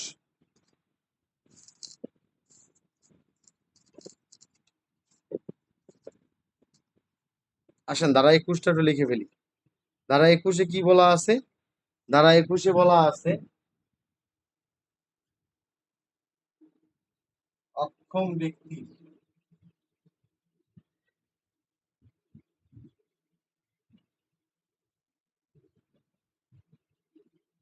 অক্ষম ব্যক্তির প্রতিনিধি কয়জন? 3 জন। অক্ষম ব্যক্তির প্রতিনিধি কয়জন? 3 জন। লিখে ফেলেন, অক্ষম ব্যক্তির প্রতিনিধি কয়জন? অক্ষম 21 ধারায় বলা আছে অক্ষম ব্যক্তির প্রতিনিধি কয়জন বলেন তো? অক্ষম ব্যক্তির প্রতিনিধি হচ্ছে 3 জন। তিনজন। তিনজন, এক হচ্ছে গার্ডিয়ান, এক হচ্ছে লিগাল গার্ডিয়ান, আইনসম্মত অভিভাবক, বাপ মা, আইনসম্মত অভিভাবক, বাপ মা। দুই নম্বর হচ্ছে হিন্দুদের ম্যানেজার, ম্যানেজার বা কর্তা। আর তিন নম্বরে হচ্ছে ক্ষমতাপ্রাপ্ত যে কোনো।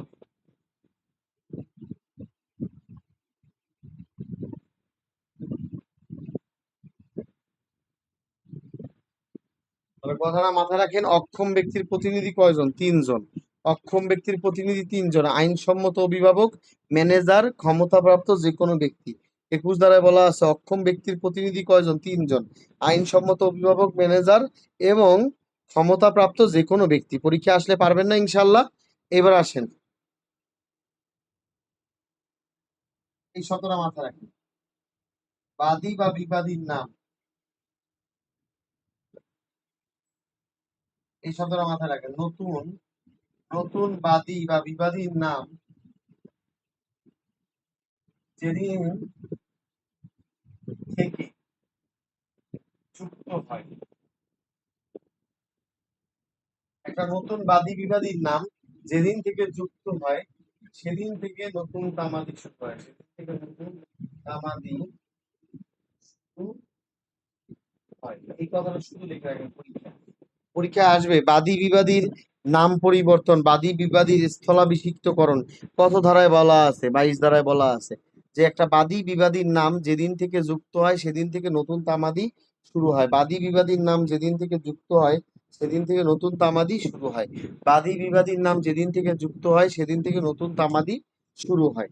ঠিক আছে, এই কথাটা বারবার পরীক্ষায় আসতেছে, তো আসতেই আছে, আসতেছে তো আসতেই আছে, মানে এটা এত ইম্পর্টেন্ট।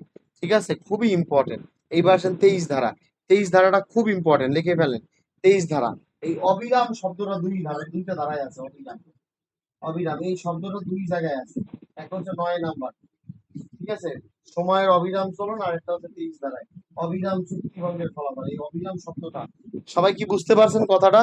অবিরাম শব্দটা দুই জায়গায় আছে। অবিরাম শব্দটা কয় জায়গায় আছে বলেন তো? অবিরাম শব্দটা দুইটি জায়গায় আছে। ঠিক আছে, এখানে লেখেন অবিরাম চুক্তিভঙ্গের ফলাফল।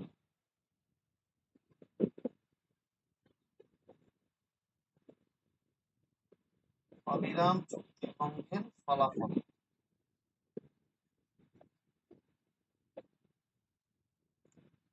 বলা আছে ধারা 23-এ। শুধু এই কথাটা লিখে ফেলেন, যতবার চুক্তি ভঙ্গ হবে, যতবার চুক্তি ভঙ্গ হবে ততবার নতুন তামাদি।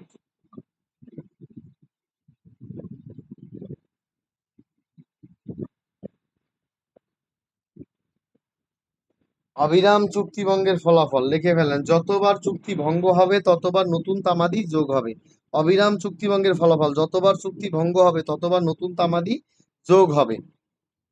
এবার লিখে ফেলেন 24 ধারা।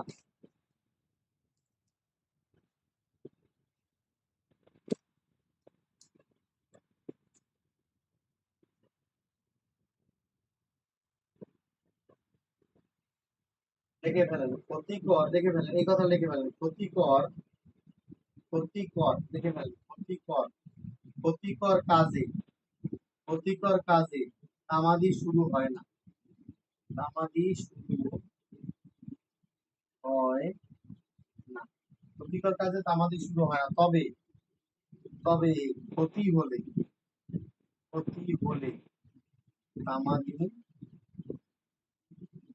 শুরু হয়। এবার আসলে একটু ঠান্ডা মাথায় আপনাদের একটু বুঝাই, অনেক দেখছেন, এবার একটু ঠান্ডা মাথায় একটু আপনাদের বুঝাই কি বললাম, এতক্ষণ ধরে কি বললাম একটু বলি। 21 ধারায় আমি বলেছি অক্ষম ব্যক্তির প্রতিনিধি তিনজন হচ্ছে। অক্ষম ব্যক্তির প্রতিনিধি, একটা অক্ষম মানে সে হইতে পারে পাগল, সে হইতে পারে নাবালক, সে হইতে পারে হতবুদ্ধ। অক্ষম ব্যক্তির প্রতিনিধি হবেন তিনজন। এক হচ্ছে আইনসম্মত অভিভাবক, বাপ মা, ভাই বোন। আরেকটা হচ্ছে ম্যানেজার, হিন্দুদের ম্যানেজার বা কর্তা। এবং আরেকটা হচ্ছে আদালত কর্তৃক ক্ষমতাপ্রাপ্ত যে কোনো ব্যক্তি। 22 ধারা শেষ, 21 ধারা শেষ, এবং 22 ধারায় বলা আছে বাদী বিবাদীর স্থলাভিষিক্তকরণ, অর্থাৎ নতুন বাদী নতুন বিবাদীর নাম যখন যুক্ত হবে, যেদিন থেকে যুক্ত হবে সেদিন থেকে নতুন তামাদি শুরু হবে। আশা করি বুঝতে পেরেছেন। 23 ধারা বলা আছে অবিরাম চুক্তিভঙ্গের ফলাফল, যতবার চুক্তি ভঙ্গ হবে ততবার নতুন তামাদি যোগ হবে, যতবার চুক্তি ভঙ্গ হবে ততবার নতুন তামাদি যোগ হবে। তারপরে আপনারা শেখেন ক্ষতিকর কাজে তামাদি শুরু হয় না। 24 দ্বারা লেখা কি আছে? ক্ষতিকর কাজে তামাদি শুরু হয় না। ক্ষতিকর কাজে তামাদি শুরু হয় না, কিন্তু ক্ষতি হলে তামাদি শুরু হয়। মানে কি? একটা উদাহরণ দিয়ে বুঝাই, ধরেন সজল সাহেব কি করতেছে, একটা গাছ প্রতিদিন একটা কুড়াল দিয়ে 10টা করে একটা গাছে কোপ দেয়, 10টা করে, মানে প্রতিদিন 10টা করে গাছে কোপ দেয়, কিন্তু সে একটা ক্ষতিকর কাজ করতেছে, কোন দিন গাছটা ভেঙে পড়ে যাবে। তো সে যে যতদিন ধরে কোপাইতেছে, সেটা ক্ষতিকর কাজ হচ্ছে, এতে তামাদি শুরু হয় না। যেদিন গাছটারে কোপাইতে গাছটা যখন মাথার উপরে ভেঙে পড়বে, এই গাছটা যখন ভেঙে পড়ে যাবে, ক্ষতি হবে, তখন থেকে তামাদি শুরু হয়। অর্থাৎ ক্ষতিকর কাজে তামাদি শুরু হয় না, কিন্তু ক্ষতি হয়ে গেলে তামাদি শুরু হয়। ক্ষতিকর কাজ, যেমন একটা কিছু ছেলে পেলে আছে ম্যাচলাইট দিয়ে খেলে, আগুন দিয়ে খেলে, ঠিক আছে, ওই ক্ষতিকর কাজ করতেছে, তামাদি শুরু হবে, কিন্তু খেলতে খেলতে যেদিন আগুন লেগে যাবে সেদিন তামাদি শুরু হবে। আশা করি বুঝতে পেরেছেন। 24 ধারাটা কি? ক্ষতিকর কাজে তামাদি শুরু হয় না, কিন্তু যেদিন ক্ষতি হবে সেদিন থেকে তামাদি শুরু হবে। 25 ধারায় কি পড়াইছিলাম? তামাদি অ্যান্ড গ্রেগরিয়ান ক্যালেন্ডার ফলো করে। 26 ধারায় বলছিলাম যে কোনো ব্যক্তি সরকারি সম্পত্তি 60 বছর, বেসরকারি সম্পত্তি 20 বছর প্রকাশ্যে স্বাধীনভাবে নিরবিচ্ছিন্নভাবে অধিকার হিসাবে সুখাধিকার হিসাবে, ঠিক আছে, ভোগ করে, তখন তার ওই অধিকারটা চূড়ান্ত বলে গণ্য হয়, সেটাকে বলা হয় সুখাধিকার। আশা করি এই অংশটা বুঝতে পেরেছেন। 29-এ পড়াইছিলাম তামাদি আইন প্রযোজ্য হয় না 4টি ক্ষেত্রে। তো একটা হচ্ছে বিশেষ আইনে প্রযোজ্য হয় না, চুক্তি আইনের 25-এ প্রযোজ্য হয় না, বিবাহ বিচ্ছেদ আইনে প্রযোজ্য হয় না, সুখাধিকার আইনে প্রযোজ্য হয় না। এখন আমাদের 27 আর 28টা পড়া বাকি।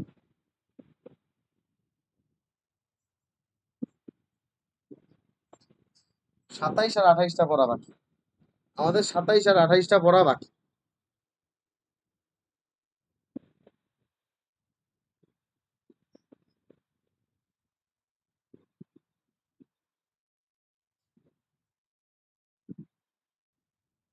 আমাদের এখন কি বাকি বলেন তো? আমাদের এখন 27 এবং ধারা 28টা পড়ানো বাকি।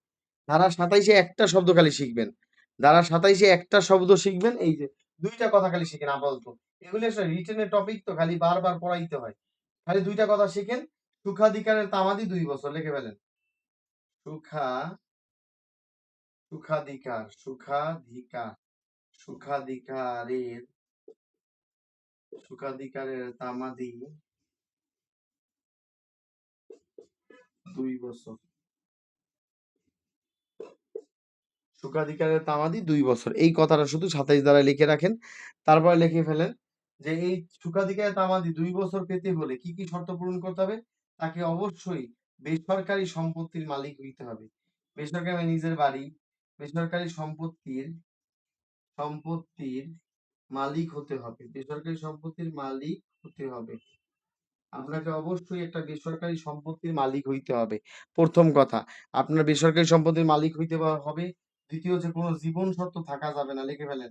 জীবন সত্ত্ব থাকা যাবে না, থাকা যাবে না। সুখাধিকার হিসেবে কোনো অধিকারকে 20 বছর ব্যবহার করছেন, 20 বছর ব্যবহার করেছেন 20 বছর ব্যবহার করেছেন সুখাধিকার হিসেবে।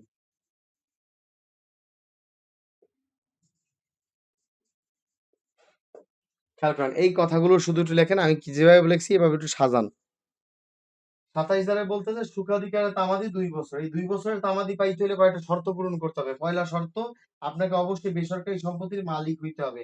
অর্থাৎ পরীক্ষায় যদি আসে কোন মামলা মালিক ব্যতীত অন্য কেউ করতে পারে না, উত্তর হচ্ছে সুখাধিকারের মামলা। সুখাধিকারের মামলা মালিক ব্যতীত অন্য কেউ করতে পারে না। সুখাধিকারের মামলা মালিক ব্যতীত অন্য কেউ করতে পারে না।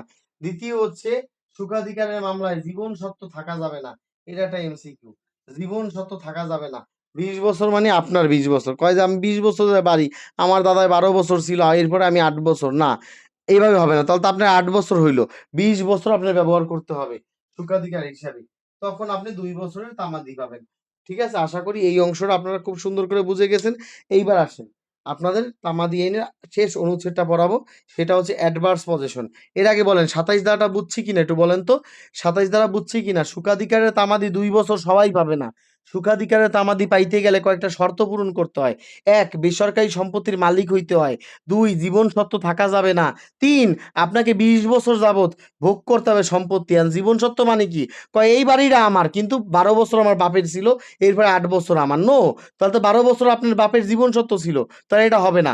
আপনার নিজের ২০ বছর থাকা লাগবে। তাহলে সুখাধিকারের তামাদি ২ বছর পাইতে গেলে ৩টা শর্ত পূরণ করতে হয়। ১. বেসরকারি সম্পত্তির মালিক হইতে হয়। ২. জীবন সত্ত্ব থাকা যাবে না। আপনার নিজের ২০ বছর ব্যবহার করতে হবে সুখাধিকার হিসেবে। এই ৩টা শর্ত পূরণ করলে আপনি ২ বছরের তামাদি পাবেন। আশা করি বুঝতে পারছেন। এইবার আসেন ২৮ ধারা। ২৮ ধারাকে বলা হয় অ্যাডভার্স পজেশন। লিখে ফেলেন। Adverse possession. বাংলায় লিখবেন অধিকার বিলুপ্ত। বারবার পরীক্ষা আসে। তামাদি আইনের কত ধারায়, তামাদি আইনের কত ধারায় অ্যাডভার্স পজেশন, তামাদি আইনের কত ধারায় অধিকার বিলুপ্ত? লিখে ফেলেন অধিকার বিলুপ্ত। অধিকার বিলুপ্ত। তামাদি আইনের কত ধারায় অধিকার বিলুপ্ত বা অ্যাডভার্স পজেশন বলা আছে? অ্যাডভার্স পজেশন বলা আছে। তামাদি আইনের কত ধারায় অধিকার বিলুপ্ত বা অ্যাডভার্স পজেশন বলা আছে? তামাদি আইনের কত ধারায় অধিকার বিলুপ্ত বা অ্যাডভার্স পজেশন বলা আছে? ধারা ২৮-এ লেখা আছে কোন ব্যক্তি, একটা উদাহরণ দেই। এই জমিটা হচ্ছে কার জানেন? এই জমিটা হচ্ছে রহিম সাহেবের। এই জমিটা হচ্ছে রহিম সাহেবের, রহিম সাহেবের। এটা রহিম সাহেবের জমি। রহিম সাহেবের জমি, উনি একটা সাধারণ মানুষ। ওনার ১০০% জমি। ওনার ১০০% জমি। এই জমিটা, এই জমিটা দখল করছে সজল নামে এক ব্যক্তি। সজল। সজল নামে এক ব্যক্তি, সজল নামে এক ব্যক্তি এসে কি করছে? এই জমিটা দখল করছে। উনি একটা পলিটিক্যাল পাওয়ার মাস্তানি দেখায় এই জমিটা কি করছে? বেদখল করছে। বেদখল, বেদখল করছে। এখন সুজন সাহেব কি করছে? চুপ করে বসে আছে ১২ বছর। ১২ বছর সে কোনো মালিকানা দাবি করে নাই, মামলাও করে নাই। এখন সজল সাহেবের একটা অধিকার সৃষ্টি হয়েছে। অধিকার সৃষ্টি হয়েছে। যেহেতু ১২ বছর সে বেদখল আছিল, ১২ বছর এই জমিটা বেদখল ভাবে ধরে আটকাই আছে, তখন সজল সাহেবের একটা অধিকার সৃষ্টি হয়েছে। এই অধিকারের নাম হচ্ছে অ্যাডভার্স পজেশন।